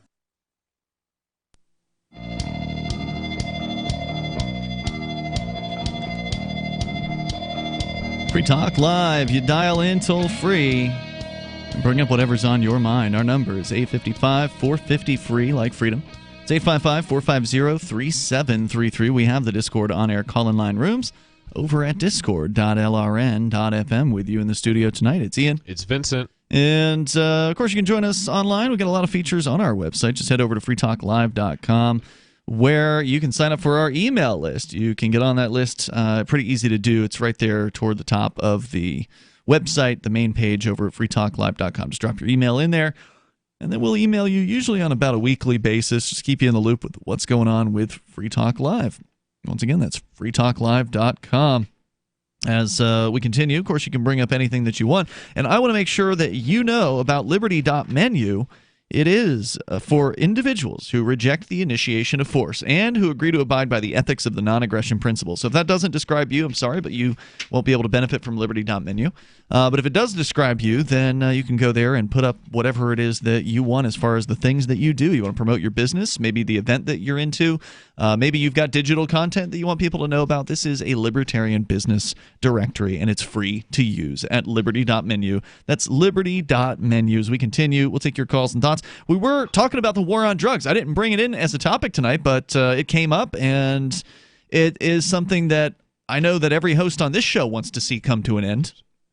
In fact, we're seeing some major progress in the area of cannabis reform. There's no doubt about that. I mean, that almost feels like, at this point, finally, it feels like it's inevitable. For a long time, it felt there was no brightness on the horizon for that, and now there finally is. But the rest of the drugs are still criminal in every single state in the United States.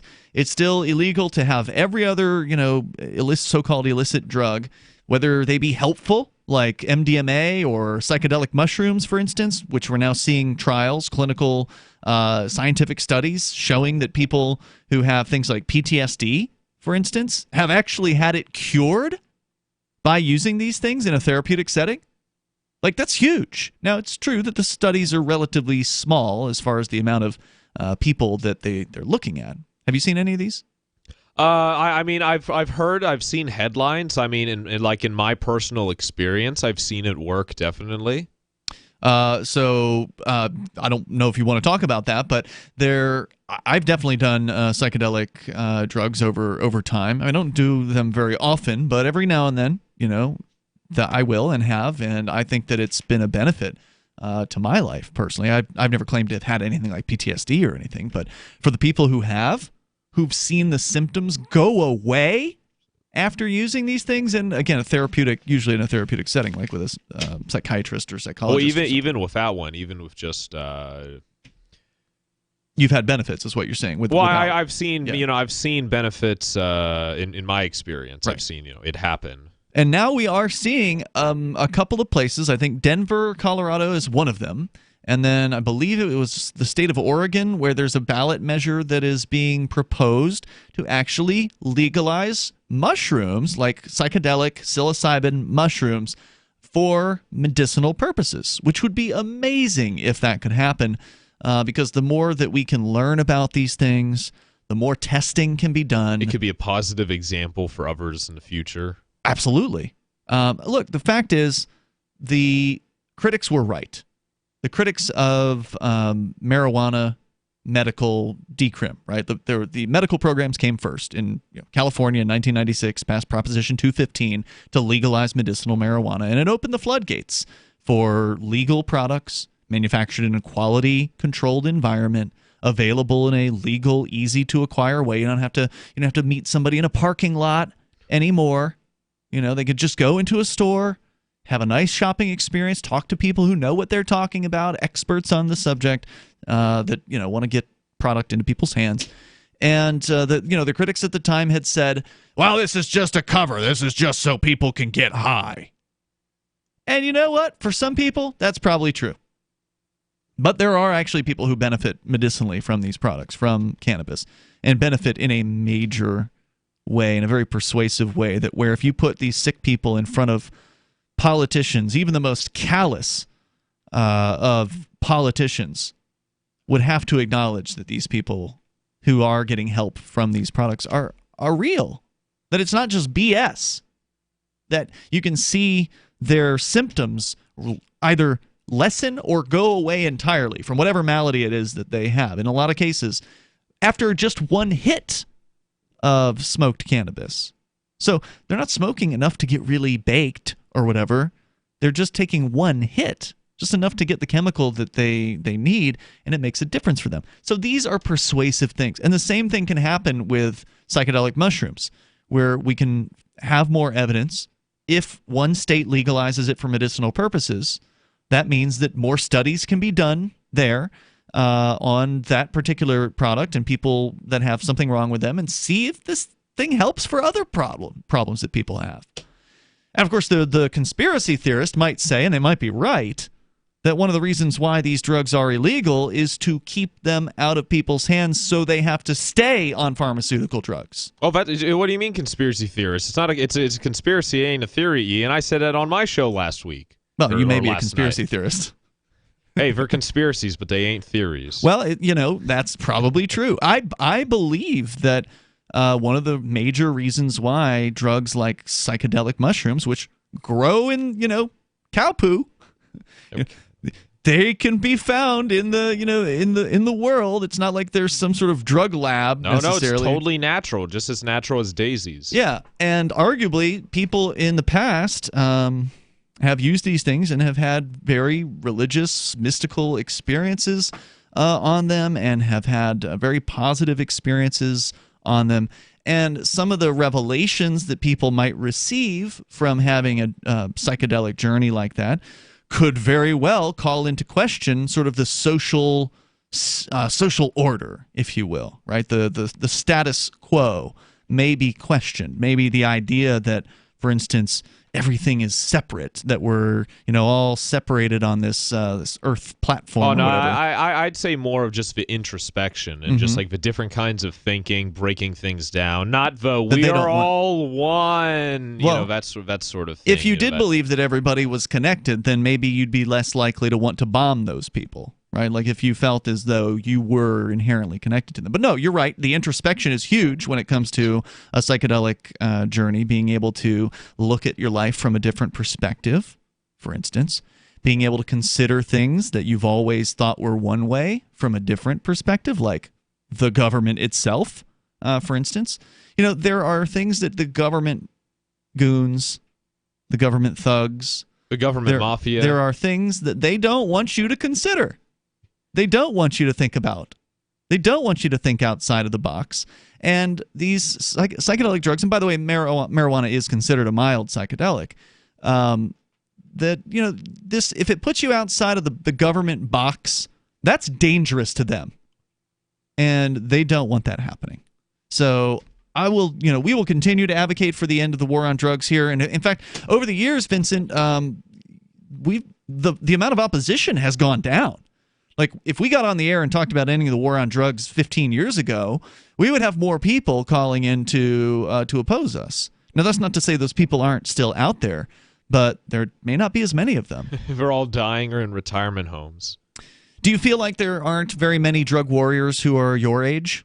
Well, there's a lot of that's a very interesting question. I mean, there are some people who are like prudes or who are just like such goody two shoes to the state that then they'd like freak out or like call the police on someone who just like mentions it or smells like weed. But I don't.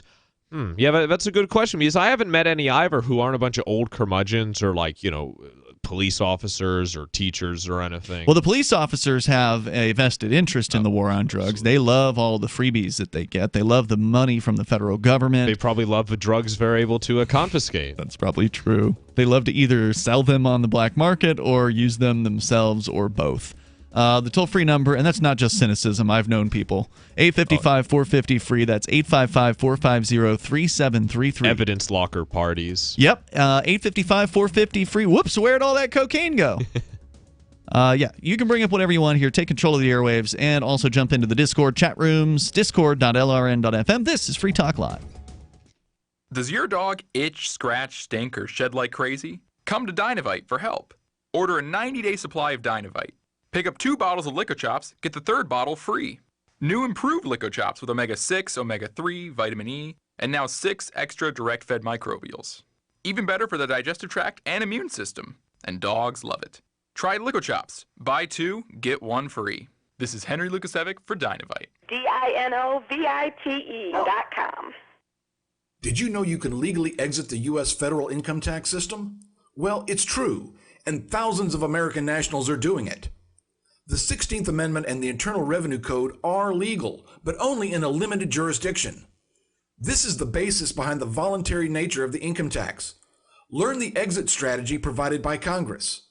Find out more by visiting weissparis.com and watch our numerous videos. That's WEISS Paris.com. Maybe not today, maybe not tomorrow, but soon you'll need a plan and place to survive. Forget bunkers. You're not a live underground gopher. You need survivalist camps, the ultimate fully functional, off-the-grid mobile survival bug-out house that's well-equipped and custom-built to outlast any other RV or trailer. Bold statement? You bet. See them now at survivalistcamps.com. That's survivalistcamps.com. Trust your family's survival to survivalistcamps.com.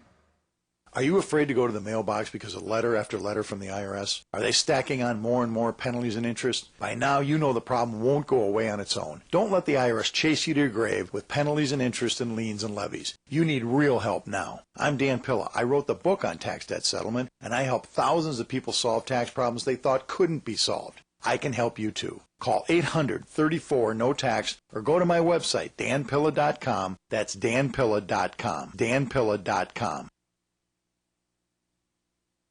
Would you like to hang out with Penn Jillette? He's keynoting Freedom Fest this year. I, for one, am thrilled. Freedom Fest is the largest liberty-oriented gathering in the world. They take a Big Ten approach with libertarians, conservatives, liberals, anarchists, and just open-minded people mingling together to hear real debates, share real solutions, and converse freely. This year's theme is the Wild West, a time of liberty and opportunity, or a time of anarchy and violence. Maybe both. Go to freedomfest.com/FTL and get your tickets now. freedomfest.com/FTL. Not convinced yet? Hey, I understand. It's a high-end event, even with coupon code FTLEB. Sure, you're likely to receive investment advice that'll make that sum seem paltry, but I have something special for you. Go to freedomfest.com/FTL and you'll get the 5 best speeches from last year for free. Call it a test drive. Do yourself a favor and go to freedomfest.com/FTL. freedomfest.com/FTL. Use coupon code FTLEB for a discount. There are lots of ways to listen to Free Talk Live. Our podcast has been around since podcasts began, and now the FTL feed is loaded with content besides our full show archives. Did you know that we make it easy for you to customize your podcast subscriptions? We have different feeds, one that includes only our full shows, one with just the Daily Digest, and one with just the Edgington Post. You decide what you listen to. It's quick and easy to customize your feeds at feeds.freetalklive.com. That's feeds.freetalklive.com. So you've signed the Shire Society Declaration and are planning your move to New Hampshire to be around more liberty-oriented people. Next, sign up for the Shire Society Forum at forum.shiresociety.com. There are a bunch of people there who are already in the Shire, and they want to meet you. If you're already in the Shire physically, you should also come by the forums. Remember, not everyone uses Facebook. New people are signing up for the Shire Society Forum every month, so drop in and say hello at forum.shiresociety.com. Do you love Twitter? Make sure you favorite the LRN.FM Twitter account so you can receive our tweets at twitter.lrn.fm. That's twitter.lrn.fm.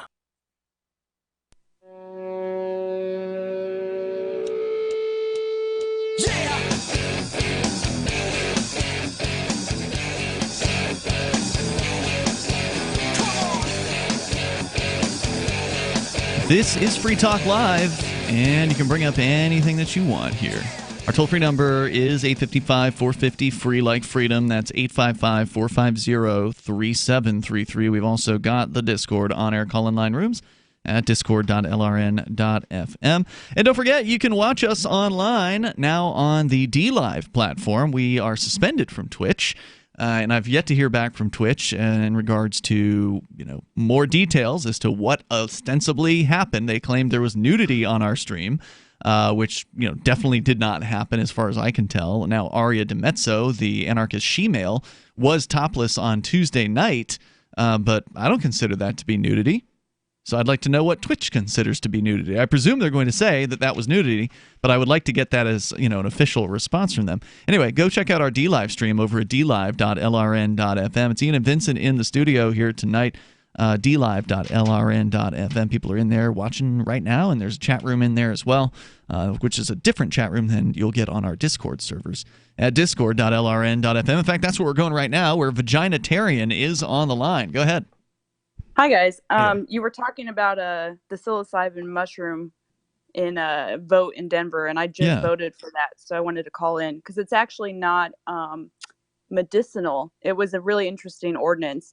It says that it's going to make the personal use and personal possession of psilocybin mushrooms by persons 21 years or older the city's lowest law enforcement priority. Huh. Oh, wow. So it didn't even sound like a decriminalization. That's pretty impressive. And maybe it was Oregon that was doing the actual medical proposal. I think that was the one. Yeah, it also prohibits the city of Denver from spending resources to impose criminal penalties for their personal use and possession. So that's more along the lines. But I did. Oh, so not only is it the lowest enforcement priority, but they can't even spend any money to prosecute? Supposedly.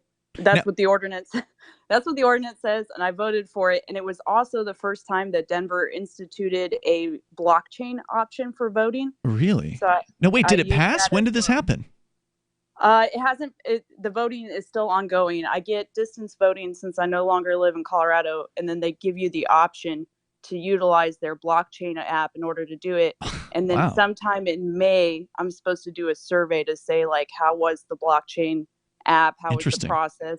How can we improve it and things like that? Yeah. See, I was going to ask you because you always call from like Virginia and I think Florida the last time, so I was wondering how you were voting in Denver. I keep it crazy, but yeah, I'm a registered voter in Denver, and so I voted for the pot when that happened, and then I saw the psilocybin pop up, and I was really excited to see Colorado's usually on the forefront when it comes to drugs, so I'm hoping we keep it up. Yeah, that's amazing. Now, this online blockchain voting, what's the app called? It's called Vote, VOATZ. Huh. Yeah. And they used it overseas in Europe, I believe. And then there's a couple of states that it's been used in as well. Because I tried to do some research on it before I just, adopted a blockchain, especially for voting and providing my social and my ID and stuff like that. But it seems to have been used to success in all these other locations. So, is Dave hitting on you in the chat room? Is he back in the chat room? Oh, I don't know. I'm reading from like an hour ago. He was asking ASL earlier. Age, sex, what's the L? Location. Location, okay. Yeah, I see here he says he's 42 and in New York. So, all right, anything else you want to share about your experience there in Denver? No, I just wanted to comment on that it was interesting that it's not medicinal. It was just almost a line of decriminalization, and I enjoyed that they said it would be the city's lowest priority. Awesome. Thanks for the update on that. I appreciate the correction. That's Vaginitarian there. She's one of the regular chatters in our Discord server. Just head over to discord.lrn.fm, and you can talk to folks like her and Gene the Christian Anarchist and Dave in New York apparently is in there tonight. Ian and Vincent here in the studio with you. Let's continue with your calls and thoughts. We'll go to Dodger listening in Michigan. Dodger, you're on Free Talk Live. Go ahead. Hello. First off, there was a gentleman a couple segments ago who collectivized Midwesterners. Now, being from Michigan, we're technically a Midwestern state, and I kind of resent that. What was the collective statement that you're objecting to? I forgot, but so he said something he said something along the lines of they have a lot of backwards thinking there, and I did think about interjecting, saying, "Hey, look, it's being living in all over the country and being in New England. There's plenty of people in New England who have really backward ideas on many things too. So, sure. Yeah, it just shows there's bad people all over." I'm just gonna say, Michigan technically is a Midwestern state, probably the most eastward of them. However, it was the first state to legalize cannabis for medicinal use, as well as the first Midwestern state to. You mean the first Midwestern state? The first Midwestern state. Okay, yeah. Okay, gotcha. Yeah, and you guys just did recreational. State. Yeah, yes. Which makes me very happy, but that's not the reason I called because. Well, before you go on with the reason you called, have they opened up any shops? Like, are there stores in Michigan yet, or is that still like down the road a ways? Like for cannabis? Right now, the only technical shop in the metro area that I live in sold medicinal first. And actually, I have a whole story about how that guy. I went to high school with him. I don't have time to tell the story about how he is lobbying to essentially keep himself being the top dog. That's sad. Yeah, it's very sad. Just like how the however, medical facilities in California lobbied against recreational because they wanted prices to stay high. Well, and he wants to lobby essentially that everything has to be, in order to be sold recreational, has to be tested. Yes, ma'am. that technically that stuff has to be tested in order to be sold recreationally. Yeah. And so yeah. So what were you calling about tonight? Of course. Hello? Do we lose you? Dodger? I'm still here. Oh, okay. I didn't know if you were like taking a big puff on blunt or something like that. Oh, no. What? Well, no. But yeah. What were you calling about? Actually makes me really sad. What I'm calling about is actually something that our last governor did that for some reason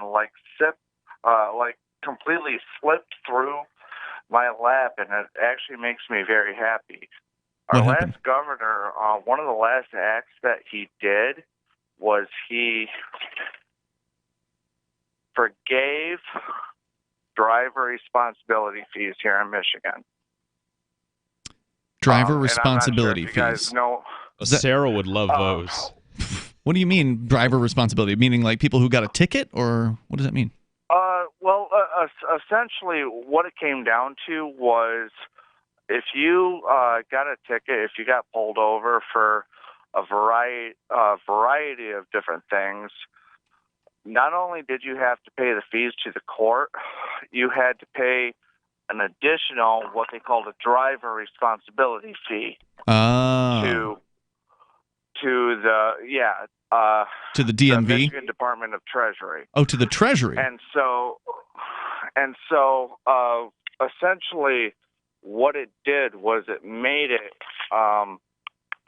pretty much impossible for I'm not poor. I've always had decent jobs, but I just decided to quit paying it at one point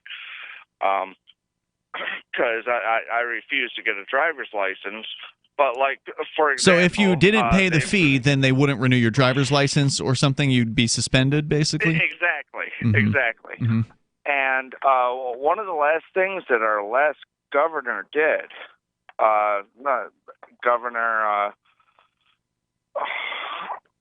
it doesn't matter who it was, dude. Rick Snyder. I don't know who that is. I mean, there's one politician to the next, but it sounds like a good thing. Any amount of waiving fees that are due to give people an easier time and get them out from underneath whatever burden of taxes. He was probably tired of paying them himself. He sounded tired. Thanks, Dodger, for the call. About the governor. Oh, okay, but Dodger sounded a little sleepy, maybe a little stoned. Thanks for the call. Appreciate it. More coming up here in moments. 855-450 free. 855-450-3733. Hour 3's next. Free Talk Live. Okay, so a watch is good, and some jewelry. Better grab some flowers, too. Hey, what you doing? Mother's Day, remember? Oh, yeah. So I'm making lists, gotta plan a trip to the store, then need to save all the receipts in case she wants to return. There's an easier way, right? I'm guessing you do? Yes, and I'm gonna show you the easy, quick way to shop for Mom and save 30% at sunshine-pillows.com. Pillows. Great idea. Oh, not just pillows. Sunshine-pillows.com has the best selection of custom heated neck wraps and heated neck pillows. She always says she has stress. And aches and pains, right? Look, they have hot and cold therapy products. Ooh, it says we can buy any select combo up to $150 and get 30% off. Yep, just use this promo code MOM30. For a little brother, you're pretty smart. Get something for every mom on your list and save 30% when you spend up to $150 on any select combo. Now through Mother's Day only at sunshine-pillows.com. Use promo code MOM30. Sunshine-pillows.com. Your complete line of therapeutic pillows and pads.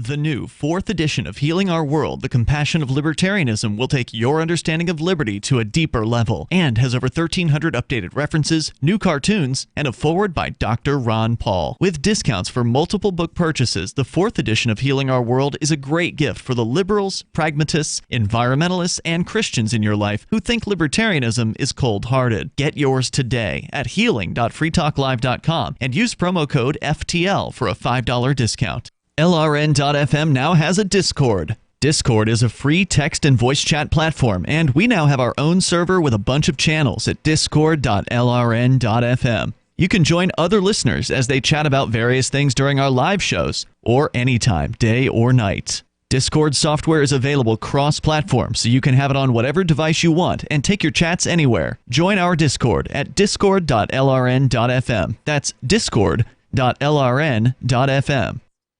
You're listening to the live edition of Free Talk Live. Hour number 3 is next after the news here on the Liberty Radio Network at lrn.fm. This is the Liberty Beat, your daily source for liberty news and activist updates. Produced in partnership with SNLS News and listeners like you. Online at libertybeat.news and snls.news. I'm Mick Murrow reporting for the weekend edition of the Liberty Beat. Gold is trading around $1,279, silver at $14.96, and Bitcoin is trading around $5,092. Today's prices are brought to you by InnoScale. Take off with Managed Cloud. Looking for a safe, secure way to store your important files online? Let InnoScale handle it for you. Their high-availability cloud servers are the perfect solution for clients needing one or more secure, scalable servers with built-in hardware failover protection. For details, see them online at innoscale.net. In the news, a disturbing report released by the United Nations this week details how in the first part of 2019, U.S. forces and their allies killed more civilians than the Taliban and other terrorist groups. The Free Thought Project, citing the most recent UN data, reports that Afghan officials were killed in greater numbers by NATO and pro-government security forces in the first 3 months of 2019 than by armed militants. Half of those slaughtered by Allied troops were women and children. While the number of overall civilians killed slightly decreased, according to the report, it's the first time since the invasion after 9/11 that the U.S. and its allies have slaughtered more civilians than the terrorist groups they are ostensibly fighting. In the first quarter of 2019, pro-government forces were responsible for the deaths of 305 civilians, while insurgents killed 227. The numbers are apparently so disturbing that UN officials are now calling for an investigation into the killings. The Liberty Beat is sponsored in part by Brave Botanicals, high-quality kratom and CBD at reasonable prices, with excellent customer service. Brave Botanicals is activist-owned and mission-driven, fighting for your right to consume plant-based medicine and natural remedies. Find out more at mybravebotanicals.com. And right now, Liberty Beat listeners can save 10% by using promo code SNLS at checkout. This is the latest edition of the Liberty Beat. Find us online at libertybeat.news and snls.news. Your news now continues. In a decision held as a landmark victory for the First Amendment, a federal judge Thursday struck down a Texas law requiring government contractors to sign a pledge vowing not to participate in the pro-Palestinian boycott, divestment, and sanctions movement. It's a complete victory of the First Amendment against Texas' attempts to suppress speech in support of Palestine. That's according to Qadir Abbas, senior litigation attorney with Council on American Islamic Relations, one of the organizations that sued Texas over the anti-BDS law. The anti-media reports that CARE filed its suit on behalf of Bahia Amawi, a Texas speech pathologist who lost her job at an elementary school after refusing to sign a pro-Israel pledge required by the state's law. In his 56-page opinion, Judge Robert Pittman of the Western District of Texas ruled the state's law violated the First Amendment by threatening to suppress unpopular ideas and to manipulate the public debate through coercion. This week, the president of Sri Lanka asked two of the country's top national security officials to resign amid accusations that terror groups had infiltrated the government. The Sri Lankan government has accused the country's intelligence chiefs of blatantly ignoring multiple warnings about the local ISIS-affiliated terror group for months leading up to last week's bombings. And it appears that double-agent intelligence officials could have prevented the information from being properly investigated. Reports have indicated that more high-ranking officials are expected to be fired when it's determined who is responsible for the security failure. The Mind Unleashed reports the group was reported by neighbors on multiple occasions, and there were even police officials attempting to sound the alarm about the potential danger. But the warnings were ignored. Now, in the wake of the tragic bombings, suspicion is being cast on government officials for intentionally turning a blind eye to the terror cell. Support for the Liberty Beat comes from the Conscious Resistance Network, featuring videos, news reports, and articles from a spiritual anarchist perspective. Experience the Conscious Resistance at theconsciousresistance.com. How would you like to have your business featured on the Liberty Beat? You can just send an email to libertybeat@snls.news for details. This is the Liberty Beat, produced in partnership with SNLS News and listeners like you. The Liberty Beat is online at libertybeat.news and snls.news. I'm Mick Murrow, reporting for the Liberty Beat, reminding you, spread liberty with a smile.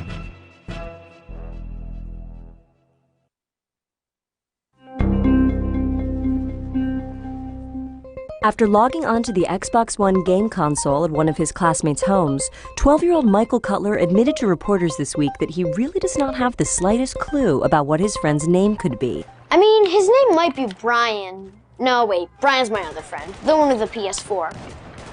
Yeah, if I'm being totally honest, there's no way I can tell you his name. Not a chance. Noting that the boy had, quote, an absolutely huge HD TV and a bunch of games his mom won't let him play, Cutler confirmed that he could recall only the faintest details about his friend, including the fact that his mother makes chocolate chip cookies and that he has a dog of some kind. He's got Killer Instinct, Assassin's Creed, Battlefield 4, and Titanfall? Man, that game's awesome. Anyway, I've just been calling him Flamethrower because that's his gamer tag. Hopefully he doesn't catch on. Hey, can I stick around for a few more hours? I'm so close to beating this. This is the Onion News Network.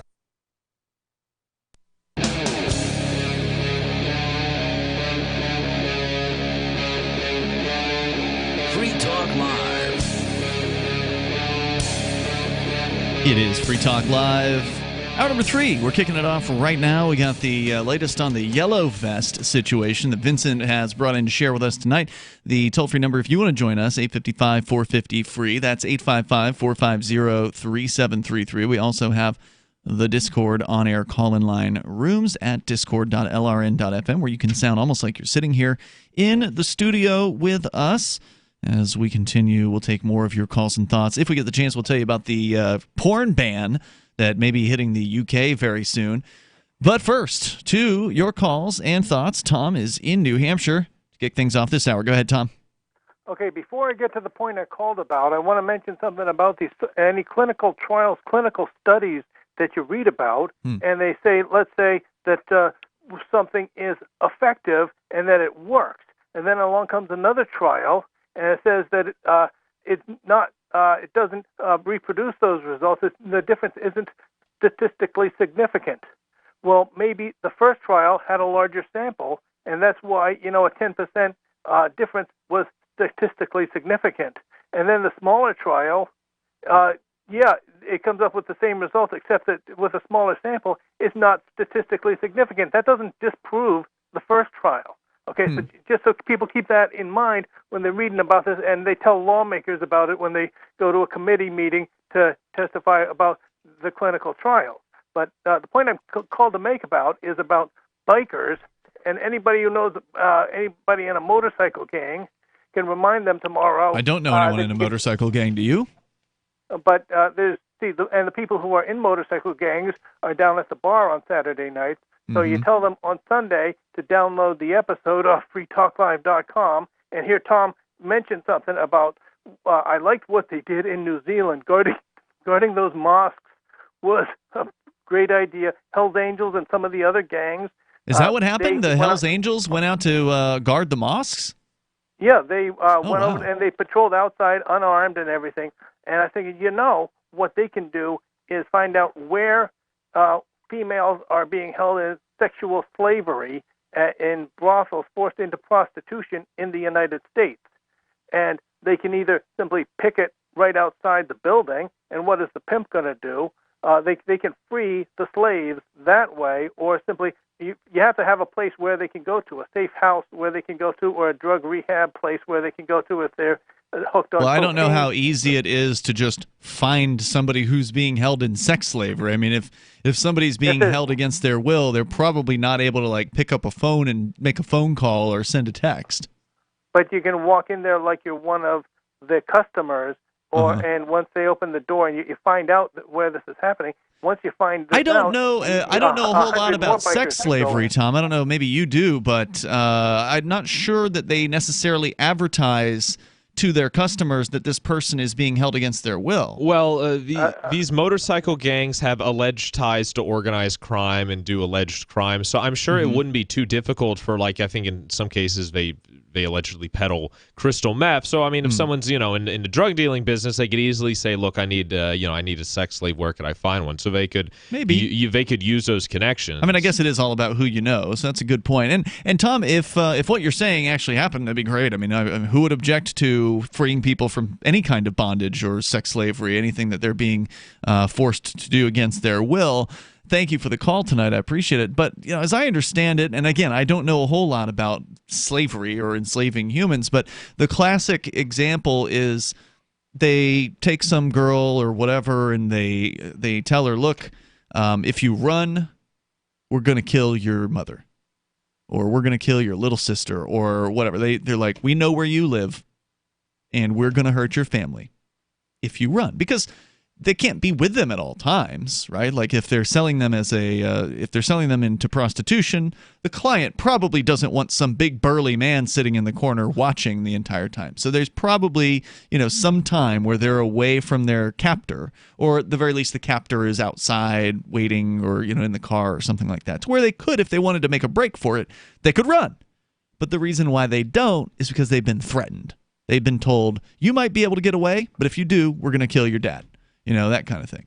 And that's usually enough to keep somebody in line, because most people care about their family, and so they don't want to see them harm being brought to them. They believe the threats. These people are dangerous, crazy, lunatics who absolutely will act on the things that they say they're going to do. And so the girl keeps her mouth shut. She doesn't tell the client.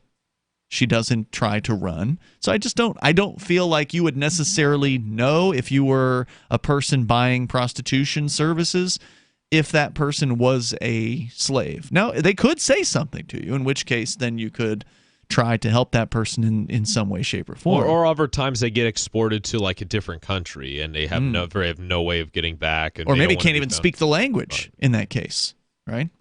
So if you want to join us here, the toll-free number is 855-450-FREE. Let's go to, speaking different languages in other countries, France, where the Yellow Vest protests have been going on, since December, November? It feels like... since the fall, definitely. Yeah, it feels like several more months. More than 20 weeks now. So almost half a year, these thousands of people have been in the streets in France. I think it's weekends for the most part. Yeah, because they're working. They work during the week because, it's a working class thing, and then they show up and protest. Right, which is interesting because, it's different from what happened here in the United States with the Wall Street protests. Remember those? Oh, yeah. And a lot of like agitators or protesters, just don't have day jobs, usually like Antifa or anything. That's why they're able to go around and attack people. I'm spacing on the name of what that was. What, Occupy Wall Street? Occupy, that's what it was. Occupy.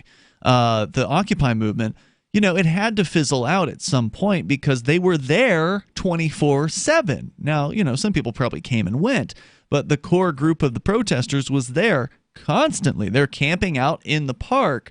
And at some point, you're going to run out of money. You got to get some more funding somehow. And unless George Soros is bankrolling you or whatever, then at some point, you got to go back to work. So I think that what they're doing in France... Or just go back to the flop house. Well, I doubt. I don't know. I doubt they worked. Somebody's got to buy their food somehow. Maybe they're getting a welfare check. Yeah. But either way, you still got to leave to go to the bank to get the welfare check cashed and whatever. So I think that what they've done here in France is a much more sustainable model of continued ongoing protests where they're only weekends, and the fact that they're only there on weekends allows them to work and continue to feed their families and get responsible things done, be productive people. But at the same time, it allows them to focus their protesting energy at one specific time. And obviously, it has done nothing to harm their publicity. They're getting publicity internationally constantly about what they're doing. So, it seems to me that this whole let's do it every weekend thing, weekend warrior, weekend protester thing, seems like a real good strategy. Because they've kept up the momentum. Oh, absolutely. Yeah. I'm surprised it's gone on this long. And when they say they've had like bad weeks, there's still tens of thousands of people showing up. Bad as far as not as many as they would like. Yeah, like the most, I think the peak was like 250 No. 250,000. Excuse me, 250,000. And that's spread across different cities. Is it happening in different geographic areas in France? It's mainly like Paris is the place that gets the most attention because that's where your Macron is. But it's the hotbed of it is in southern France because that's more of like a rural, working class sort of place compared to the north. So this is from TheGuardian.com. So Macron responds to Gilets Jaunes, which is French for yellow vest, protest with €5 billion tax cut. Gilets Jaunes? Gilets Jaunes, way. Okay. The Emmanuel Macron, the president of France, has vowed to Which one of those words is yellow? Jaune. Jaune? Okay, gotcha. Has vowed to make his style of politics more, quote, humane, but insisted he would press on with his project to liberalize the French economy and overhaul its welfare state, despite 5 months of demonstrations by Gilets Jaunes anti-government protesters. And, Are they, though? Well, I mean, they're anti-his government. I mean, you can't really speak to what... It's like a big consortium of different... It's so big that the movement is so, wide-cutting that there are people within it that don't have the same views. Absolutely, but that was true with Occupy as well. We're all being targeted by the same guy, and it's funny they say humane because he deployed like army units, he deployed EU army, SWAT and everything. They brought the EU army in? Yeah, some sort of international unit I've seen. We continue here with more from the story on the latest from the Yellow Jacket protesters, Yellow Vesters. 855-450 free. That's 855-450-3733, and you can take control of the airwaves here. This is Free Talk Live. Would you like to hang out with Penn Jillette? He's keynoting Freedom Fest this year. I, for one, am thrilled. Freedom Fest is the largest liberty-oriented gathering in the world. They take a Big Ten approach with libertarians, conservatives, liberals, anarchists, capitalists, and just open-minded people mingling together to hear real debates, share real solutions, and converse freely. This year's theme is the Wild West, a time of liberty and opportunity, or a time of anarchy and violence. Maybe both. Go to freedomfest.com/FTL and get your tickets now. freedomfest.com/FTL. Not convinced yet? Hey, I understand. It's a high-end event. Even with coupon code FTL50. Sure, you're likely to receive investment advice that'll make that sum seem paltry, but I have something special for you. Go to freedomfest.com/FTL and you'll get the 5 best speeches from last year for free. Call it a test drive. Do yourself a favor and go to freedomfest.com/FTL. freedomfest.com/FTL. Use coupon code FTL50 for a discount. Bitcoin.com is delighted to announce their latest partnership with the gift card specialists at eGifter. With many of the world's leading brands on their roster, it is now easier than ever to get the gift cards of your favorite brands with Bitcoin Cash. To get started, just follow these simple steps. Visit giftcards.bitcoin.com, pick the gift card you want, follow the instructions on your screen, and make your payment using your Bitcoin Cash wallet. Sit tight and your gift card will be delivered to you as soon as it's ready. That's giftcards.bitcoin.com. Go to themorganreport.com and receive updates and insights you will not find anywhere else on the web. You will discover how to grow and protect your wealth under all market conditions. The free Morgan Report provides interviews, webinars, question and answer sessions, plus mind-blowing videos. As David Morgan says, let my passion create your wealth. Themorganreport.com. Themorganreport.com.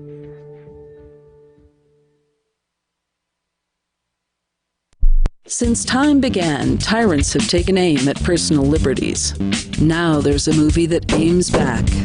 The government has no more right to tell us what to put in our bodies than they have to take our guns or tell us what books we can read. 6 drug police were eaten by bears while raiding a marijuana farm. On your knees, you dirty hippies! Jesus. On your knees! What's the problem, officer? Today, many cops who enforce pot laws do so only because it provides them with cushy jobs, good benefits, and a chance to push people around. I was an undercover narcotics officer. The drug war is nothing but a farce. The Second Amendment says you gotta keep you and your get intact.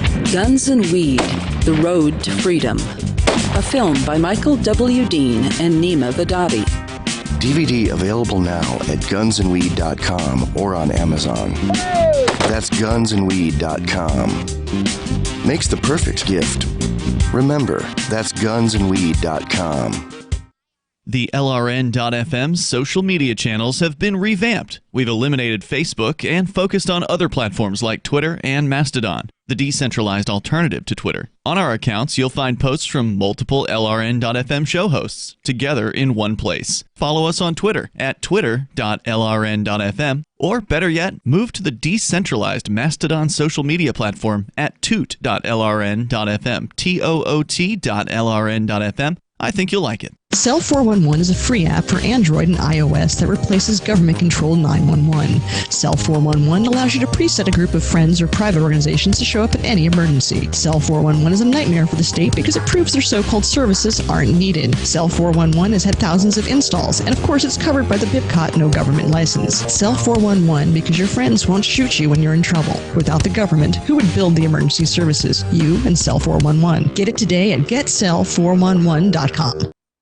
You can put the Liberty Radio Network on the air in your area. Visit broadcast.lrn.fm to learn how. Broadcast.lrn.fm.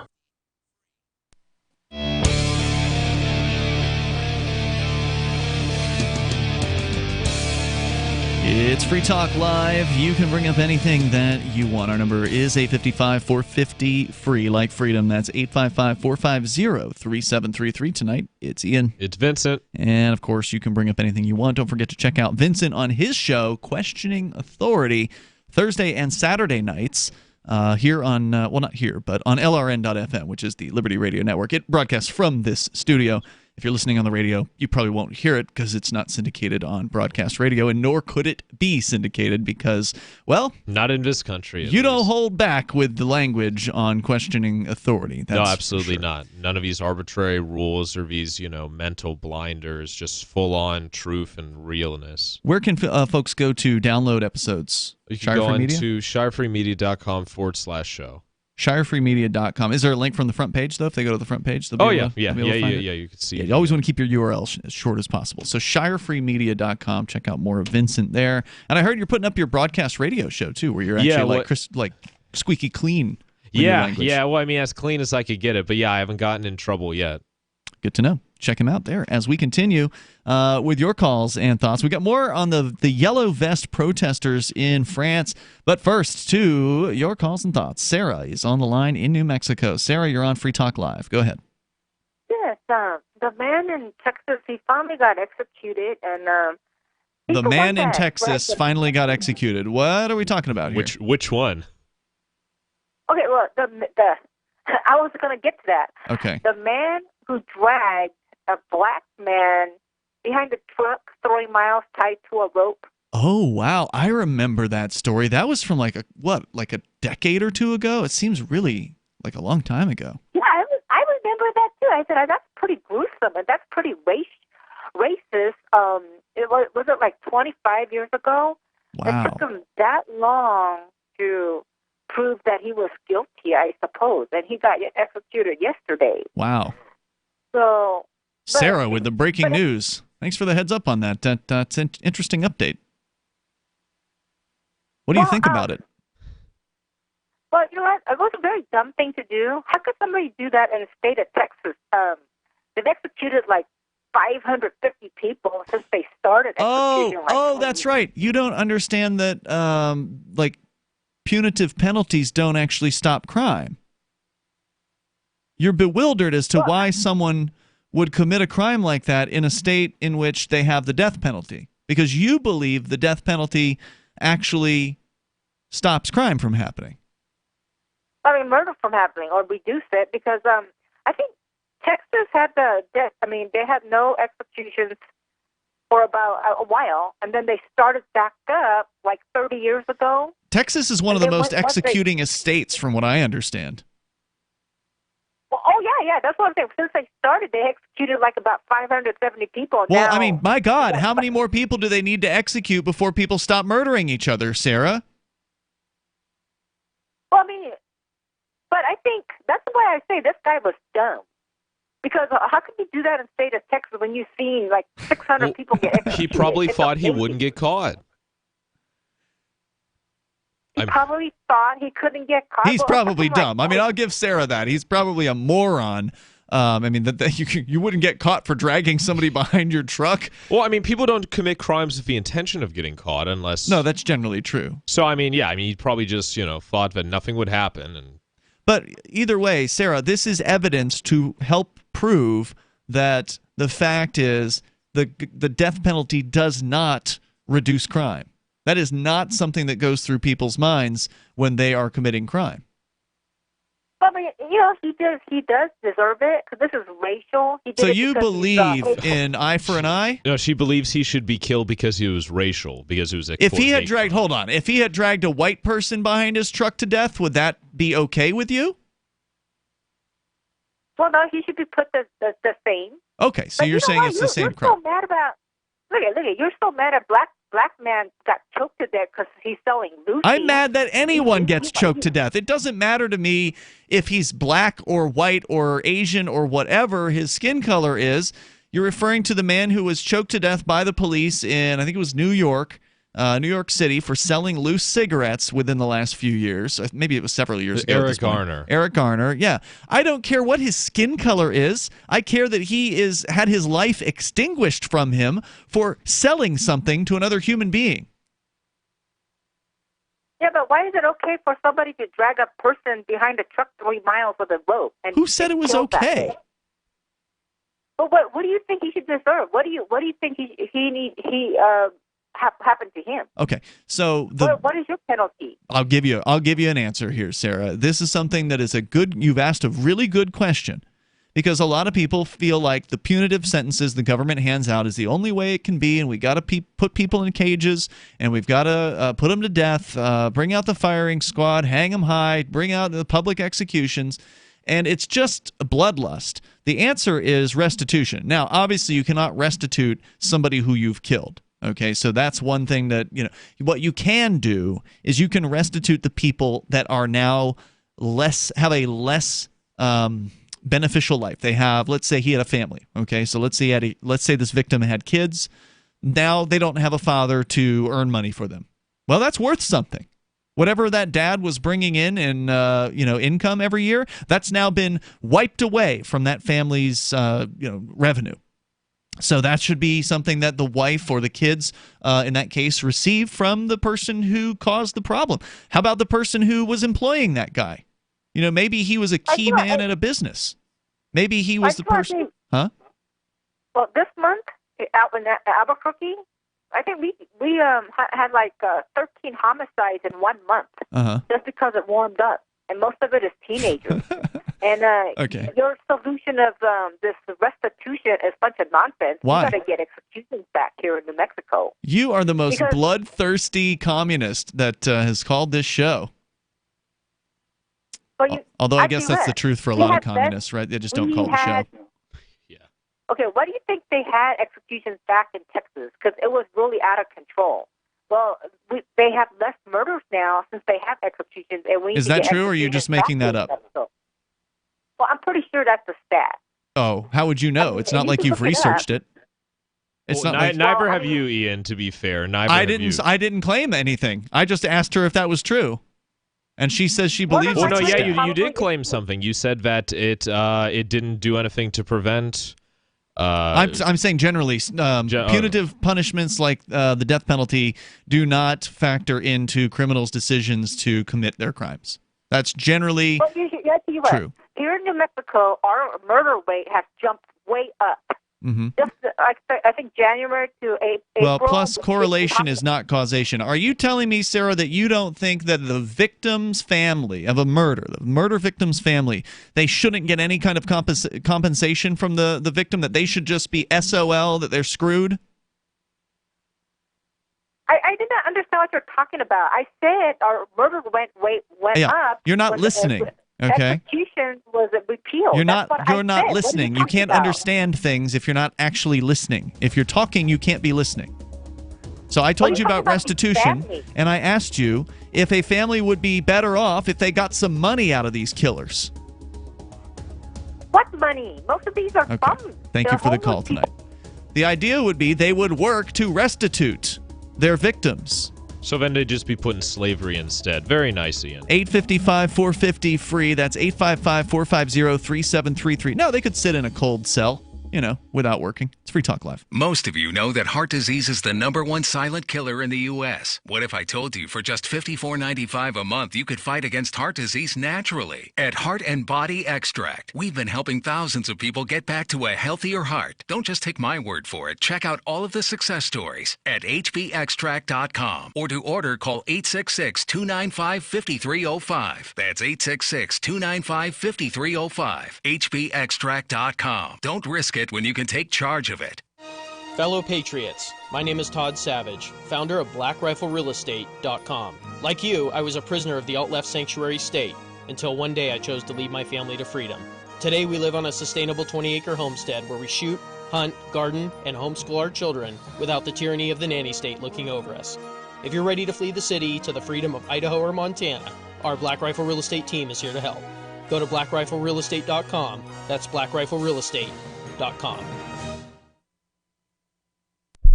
Excuse me, is this where I get a license to start a new business? I wouldn't be hasty. You have to get a license to go out of business, too, you know. Oh, well, look, I've invented this little anti-gravity machine, see? Is that why you're walking 2 inches above the floor? Oh, yes, it's very comfortable. It saves on shoe leather. Yeah, well, you have to fill out these forms and report to the Human Services Department of Manpower Orientation and register with the Fair Employment Practice Commission, the Wage and Hour Division of the Employment Standards Administration, the State Sales and Income Tax Division, the Internal Revenue Service, and the Social Security Administration of the Department of Health, Education, and Welfare, and, of course, OSHA. OSHA? I thought that was a little town in Wisconsin. You'll find out. Say, floating around like that could be dangerous. Have you checked with the Consumer Product Safety Commission? Well, not yet. Come to think of it, you actually are flying, aren't you? Look, you need to go over to the Federal Aviation Administration and the Transportation... It's very hard to get anything done these days if you're in business, but free enterprise built this country.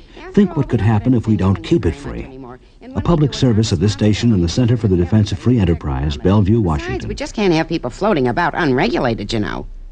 Are you a cryptocurrency advocate? The Crypto Tip is the ideal outreach tool to help new people discover cryptocurrency. It's a printable business card-sized tip that you can give to service providers, preferably in addition to a good cash tip. When the server scans the QR code, it'll bring up an explanation of cryptocurrency, how to install a wallet, and allow them to claim the tip. If they don't claim the crypto, you get your tip refunded to you after a time period you specify. Plus, if they do claim the tip, you get an email alert. Create as many tips as you want at cryptotip.org. That's cryptotip.org. Did you know we've taken our LRN.FM telephone listen line to a new level with the LRN.FM audio on demand line? Now you can call 712-770-8447 anytime and listen to LRN.FM's live feed. And you can listen to a bunch of our original shows on demand. Long distance fees may apply. Just dial 712-770-8447 and choose from the menu. 712-770-8447. Don't you hate that feeling in the pit of your stomach when the police pull you over? Most people have no idea how to handle it properly, and they promptly get fed into the municipal fee-generating meat grinder. Or maybe you recall that feeling you get when you go to the mailbox and see one or more letters from the IRS. You get a sense of impending doom, don't you?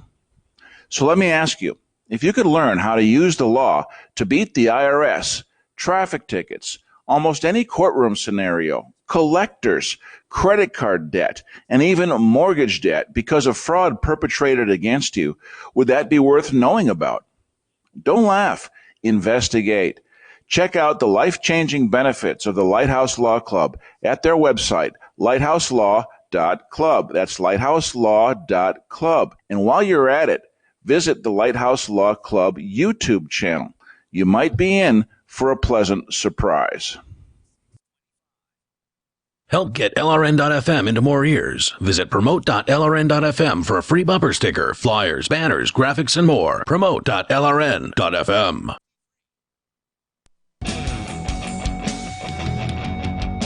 Free Talk Live. Dial toll free. Bring up what you want. Our number is 855-450. Free like freedom.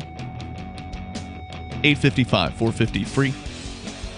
We've also got the Discord on-air call-in line rooms at discord.lrn.fm. I used AnyPay today when I went out to get some breakfast with you. Actually, Vincent, we were out at one of the local watering holes that also sells some food. And I used AnyPay because they have AnyPay on their tablet that they use to accept payments in cryptocurrency. And they take different crypto. So if you want to pay with Bitcoin, why anyone would want to do that with the fees the way they are with Bitcoin, or at Thirsty Owl, they take Dash and also Bitcoin Cash. And it's super easy. AnyPay makes it as easy as it can be. Really. It's even easier now than I thought it was. You don't even need a login now with AnyPay. Just go to helpmetakebitcoin.com. They'll walk you through the process. If you have a business, if you've got a mom and pop bricks and mortar retail establishment, and you want to start taking cryptocurrencies like Dash, Bitcoin, Bitcoin Cash, Zcash, and more at your register, they make it easy. And they've got an app for both iOS and Android devices. Helpmetakebitcoin.com. It was literally 2 seconds between when I sent the payment and when it showed paid on the register screen there. Helpmetakebitcoin.com.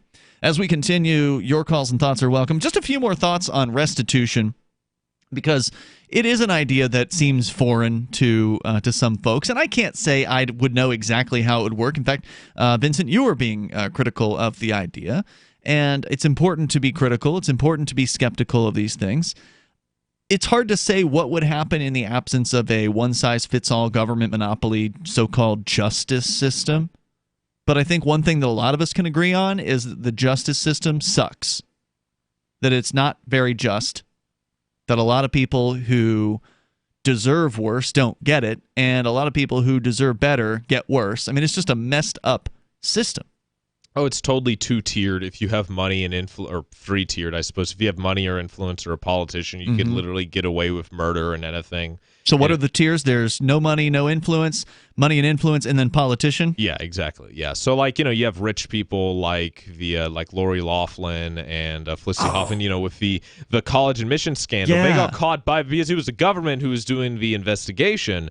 So they got caught even though they're all, millionaires. And Bernie Madoff. So in some cases, they're not totally immune. But then in this case, in the third tier, you have the politicians like Obama, Mueller, Hillary Clinton, who they've all done things that they should at least be investigated in at the very least. Yeah. And nothing happened. They had, they had to make up something. It's like not negligence, but it was something like, I forget exactly what, but any other person with a whole email scandal would have gone to jail. And so that's why Sean Hannity calls it a two-tier system, but he's in tier. He's in one of the tiers. Yeah, he's in one of the tiers. So I'd say it's a three-tier system. So restitution actually gives the victim some kind of compensation. Now, look, if your loved one is murdered, obviously no amount of money is going to solve that problem. It's not going to make things right, but it's something. Whereas right now, the victims get nothing. You just get somebody dead. And then, not only are you getting nothing, but you're then forced to pay to incarcerate the very person who did the crime. So you're victimized twice.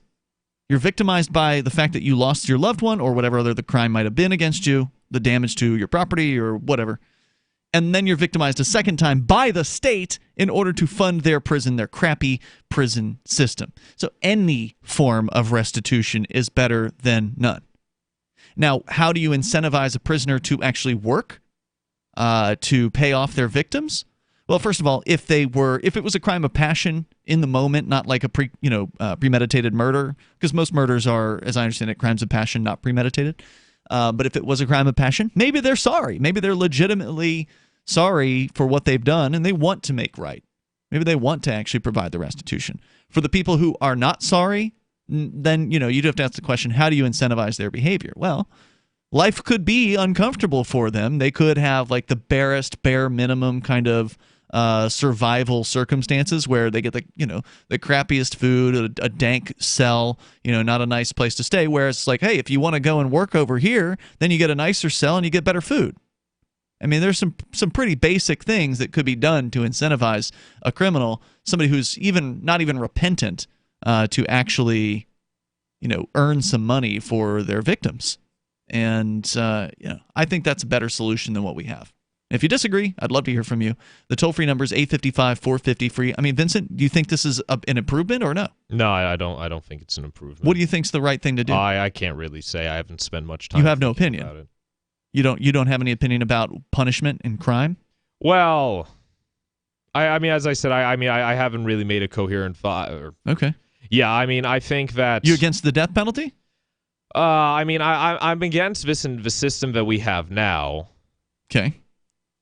But you don't really know what should replace it. No, yeah. Okay, so that's a fair position to not really know. To be able to admit... I mean, that everyone will be happy with, that it will work for everyone. No, not everyone's going to be happy. No, I know, but I mean, you know... I mean, you've got a loved one murdered, that's probably not a very happy thing. Even if you're cashing the checks, you're still not going to necessarily be happy about it. Absolutely not.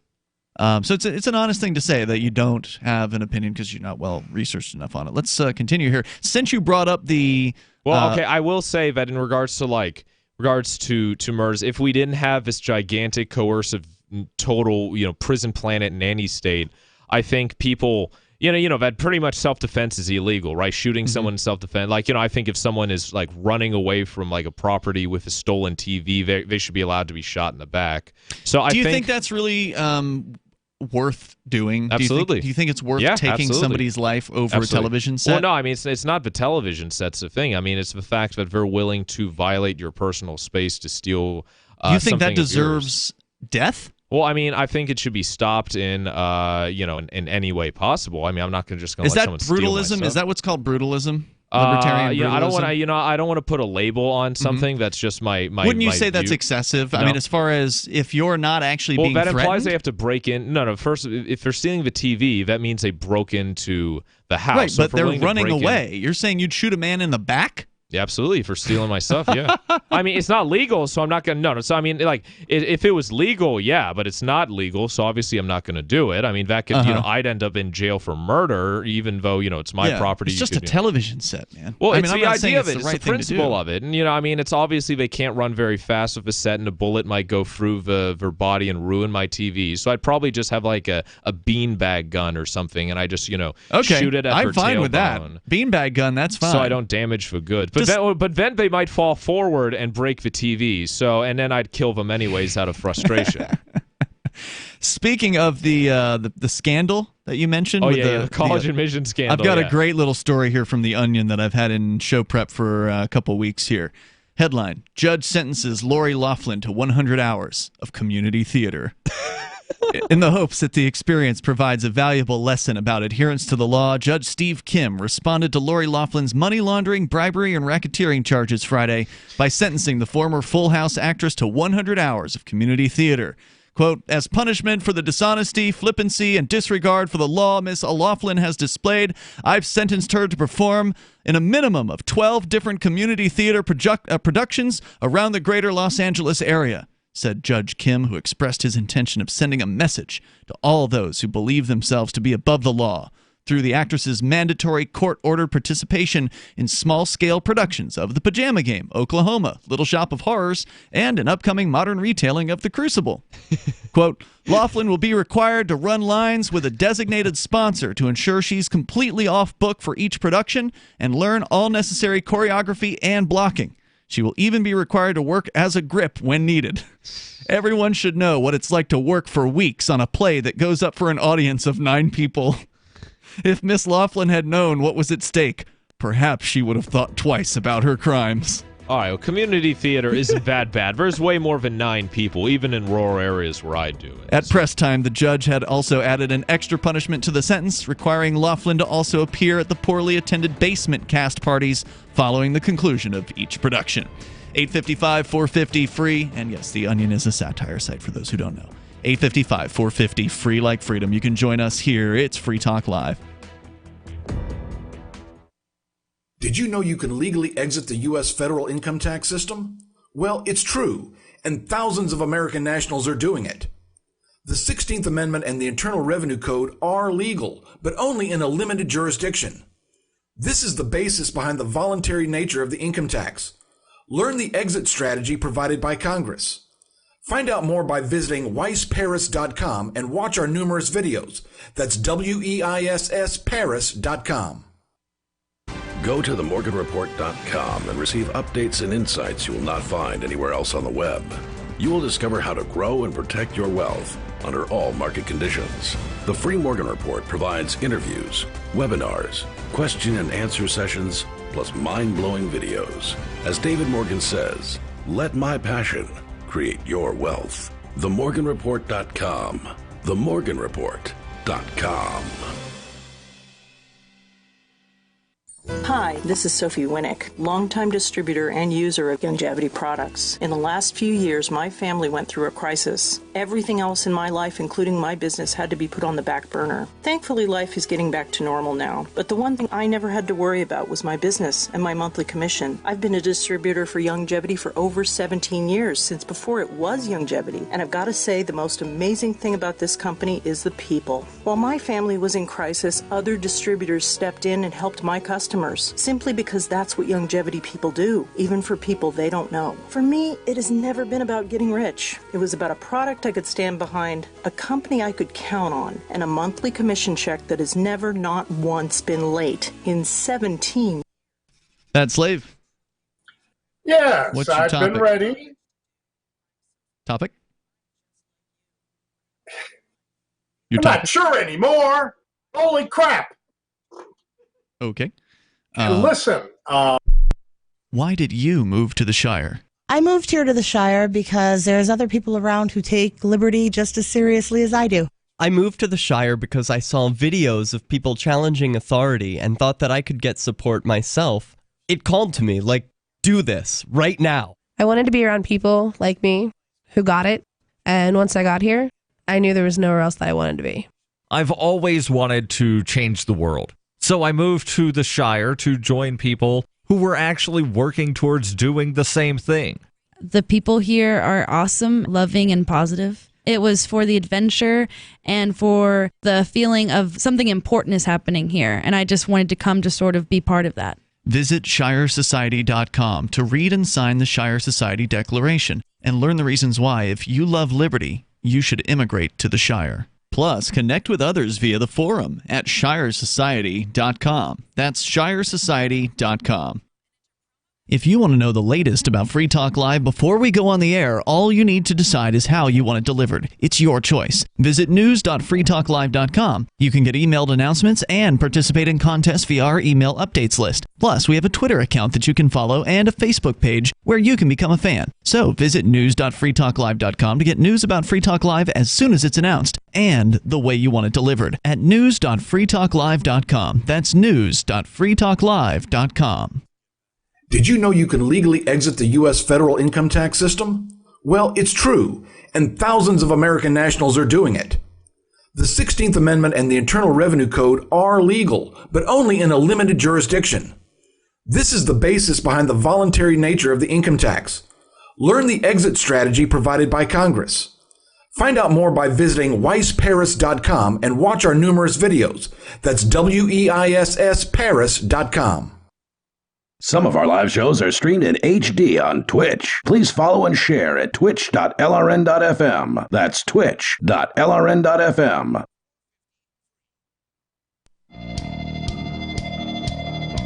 It's Free Talk Live. You can dial toll free and join us here. Our number is 855-450.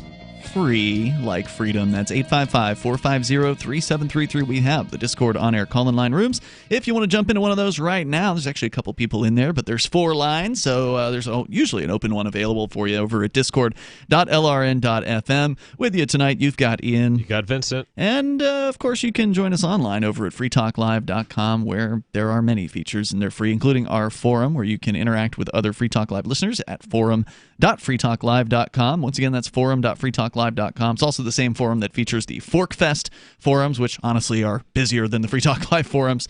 So head on over there. There's different stuff to talk about at forum.freetalklive.com. As we go to your calls and thoughts to the Discord lines, Hoju is on the line in Florida. Hello there. Hello, Ian and Vincent. Hey. How are y'all? What's on your mind tonight, Hoju?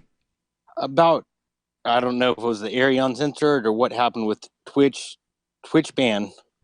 Yeah, so it's a suspension, I guess. We're not banned forever. 3-day-long suspension. It's been 1 day so far, so probably be out from underneath it late Sunday.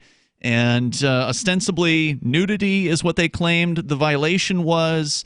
Now, we know that Aria has been doing her Aria Uncensored show on Tuesday nights for the last 3 weeks. This was week number 3. Yeah. And arguably, it was the best episode of all of them. It was her and Derek J. Derek J was there. Yeah, and Derek was doing an awesome job. Basically flipped the show. And he was dressed very well and very clean cut. Yeah, Derek always looks great. I mean, he's very handsome. But he basically flipped the show around and actually interviewed Aria on her own show. It actually was a really interesting program. And unfortunately, I suspect that's what they're calling nudity because Aria was topless during the show. Now, that brings up some interesting questions on, well, first of all, what is Twitch's nudity policy? Because they say it's not allowed. Go ahead, Hoju. So I have a question about when you did Topless, you and your other male co-host did the Topless Tuesdays or all that stuff. Again, I've been listening to you guys for over 10 years and watching it and seeing the Topless Ian, Topless. Yeah, I don't know how many days I was topless for in 2018 during the show. I mean, if it's warm in the summertime, I'm usually walking around with your shirt off. Yeah, I don't have my shirt on almost all the time. And that's not like I don't just take my shirt off for the show. It's all day long. I'm out on the porch working on the laptop or whatever. I don't have a shirt on. I'm down here in Florida. It's hot. I'm sitting on the back porch and it's hot as hell right now. Absolutely. So, they didn't ban us for that. And we had people coming into our chat room saying, you're not allowed to be topless. We're going to report you. So, I mean, I presume some of that was true. I presume some of them actually did report us when we were topless over the summer, but we didn't have Aria. And Aria is a person born as a man. She's awesome, I know. Yeah, and she still has her junk between her legs. So she's still technically a man in that way, but she presents as a woman. Hang down. Right, there, that's a good one. She still presents as a female. And so does that mean that it's okay to be a man and be topless, but not be born as a man and present as a female and be topless on Twitch? Or is all toplessness on Twitch prohibited? It's just that it wasn't enforced on us by chance over the summertime. I have emailed Twitch and I have yet to receive a response from them about this. So I don't know. You boys weren't on there windmilling the hang downs, so that's no, sure. Definitely not. That would be a violation. There would be no doubt in my mind that would be a violation. Question I got for you and Vincent. Yeah, sure. About the elections. So 2020 election. So if it's old Biden, Hillary, or Trump, who's going to win this election in 2020? Or Michelle Obama? Oh, well, has Michael Obama expressed any interest already in running? Vincent, I listen to InfoWars, and I know you do too. And I love Owen Schroyer a lot better. I like the War Room, but oh no, it's just I could barely stand listening to that. But yeah, no, I just wanted to throw that out there. Michael Obama has Michelle. Well, I mean, although I have seen some, but if Alex Jones is Bill Hicks, then Michelle Obama is Michael Obama. Okay, that's how I'll say. There's as much evidence for either. Has she expressed any interest in running yet? I haven't heard anything about that. Not that I've heard, but they're putting that on the back burner and going to pull that out the last second because Uncle Joe grabbing on the females and the young kids. That ain't going to happen. And Hillary, he's winning the polls. I mean, not that means anything, right? Like this early on in the election, those things change dramatically. Even before the first primary. So to answer your question, I think if it's between, if it's between like Trump and Biden, I mean, I think it's possible they might try and take out Biden for, the women stuff, but also just like that he's, a straight white male, right? Like, But also in 2016, didn't Hillary screw Biden out and the election because he should have won over Hillary? Well, it came to be between her and Bernie, and I think somewhere I heard that Bernie. He was going to, because there's like a tradition of the vice president running after a four-term president, and he didn't do that. Most likely because Clinton ran the DNC and they put the kibosh on any of his aspirations. That's what I suspect. So now that you brought that up, Vincent, so this Russian collusion crap that's gone on for 2 years, and the Mueller report, whatever. So what's happened with that? How much taxpayer money have we wasted, and what has come out of that? Oh, it's like $30 million or something. That's what the report cost? Maybe it was like dozens of millions of dollars. I think it was. I did talk about it on QA at one point, but I forget the exact number. How do they calculate that? I mean, isn't it just the salaried employees working on typing reports? What extra costs?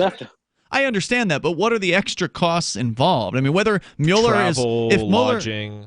Okay, I suppose you're right about They that. interviewed like hundreds of people, right? They're not paying them to interview them. No, I know, but I mean, you're saying traveling to go and it could be. Well, they probably don't even cover the travel anyway. So yeah, you're right. I have no idea what they're spending all this money on. But it went on for 2 years. What collusion did they find with Trump?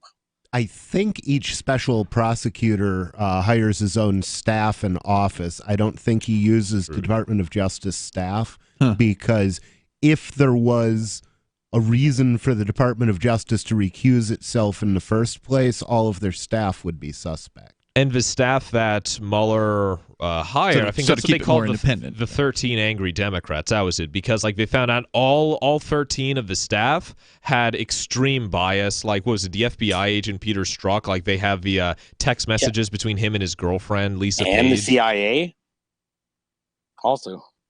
I mean, you probably know more than I have. I know just from like, of the occasion when I watch the Sean Hannity's opening monologue. It's just been going on for years. I got so fatigued. 2 years. And it's going to go on even longer because people are saying, "Oh, well, this isn't the end of that." We're still going to hold on to it. Yeah, it's a huge, ridiculous waste of time and money, but that's what government does, right? I'm really curious to find out what the counter investigation uncovers, because it really does look like Obama spied on the Trump campaign. Oh, really? And if we remember Watergate, Watergate was about two things. It was about spying on the Democratic National Committee. In this case, it was Republicans spying on Democrats. In the modern case, it seems to be the other way around, which, I expect about the same behavior from those two groups. Sure. So that doesn't surprise me much. And it could turn into a serious matter. But what's even worse would be if it was found that Obama and Hillary were deliberately feeding false information to the FBI in order to keep this Trump spectacle, the witch hunt, going. Because then they would be obstructing justice and making false reports to the FBI, both of which are punishable offenses, and the guy in charge might be pretty irritated. Hoju, thanks for the call tonight. Appreciate hearing from you as we go to and continue with more of your calls and thoughts. We do have Bad Slave on the line calling us from New Hampshire. Bad Slave, you're on Free Talk Live. Go ahead. Yes, I'm here. So my call was, we're all talking about all these government programs. We've got the friggin' progressives in there wanting to, ramp up all kinds of new programs, both in the state and in the federal levels, not to mention local. We've got so much government, and none of these legislators, lawmakers, people that are out there making more law have any clue that every bit of law gets made eventually has got to be getting rid of. I mean, the fact is that most of what they do is a complete destructive episode, and we just need to be without it and need to. Oh man, I totally agree. You got my vote. Are you going to run for state rep? I did once in 94. Do it again. Thanks for the call tonight, Bad Slave. I appreciate it. We need more people out there in the government saying things like that. And now that there's this big taxation is theft meme happening in the state house in New Hampshire, that should continue. Speaking of continuing, there's going to be a special episode of Hippie versus Nazi coming up at dlive.lrn.fm, so be sure you tune in there. We'll see you tomorrow. Thanks.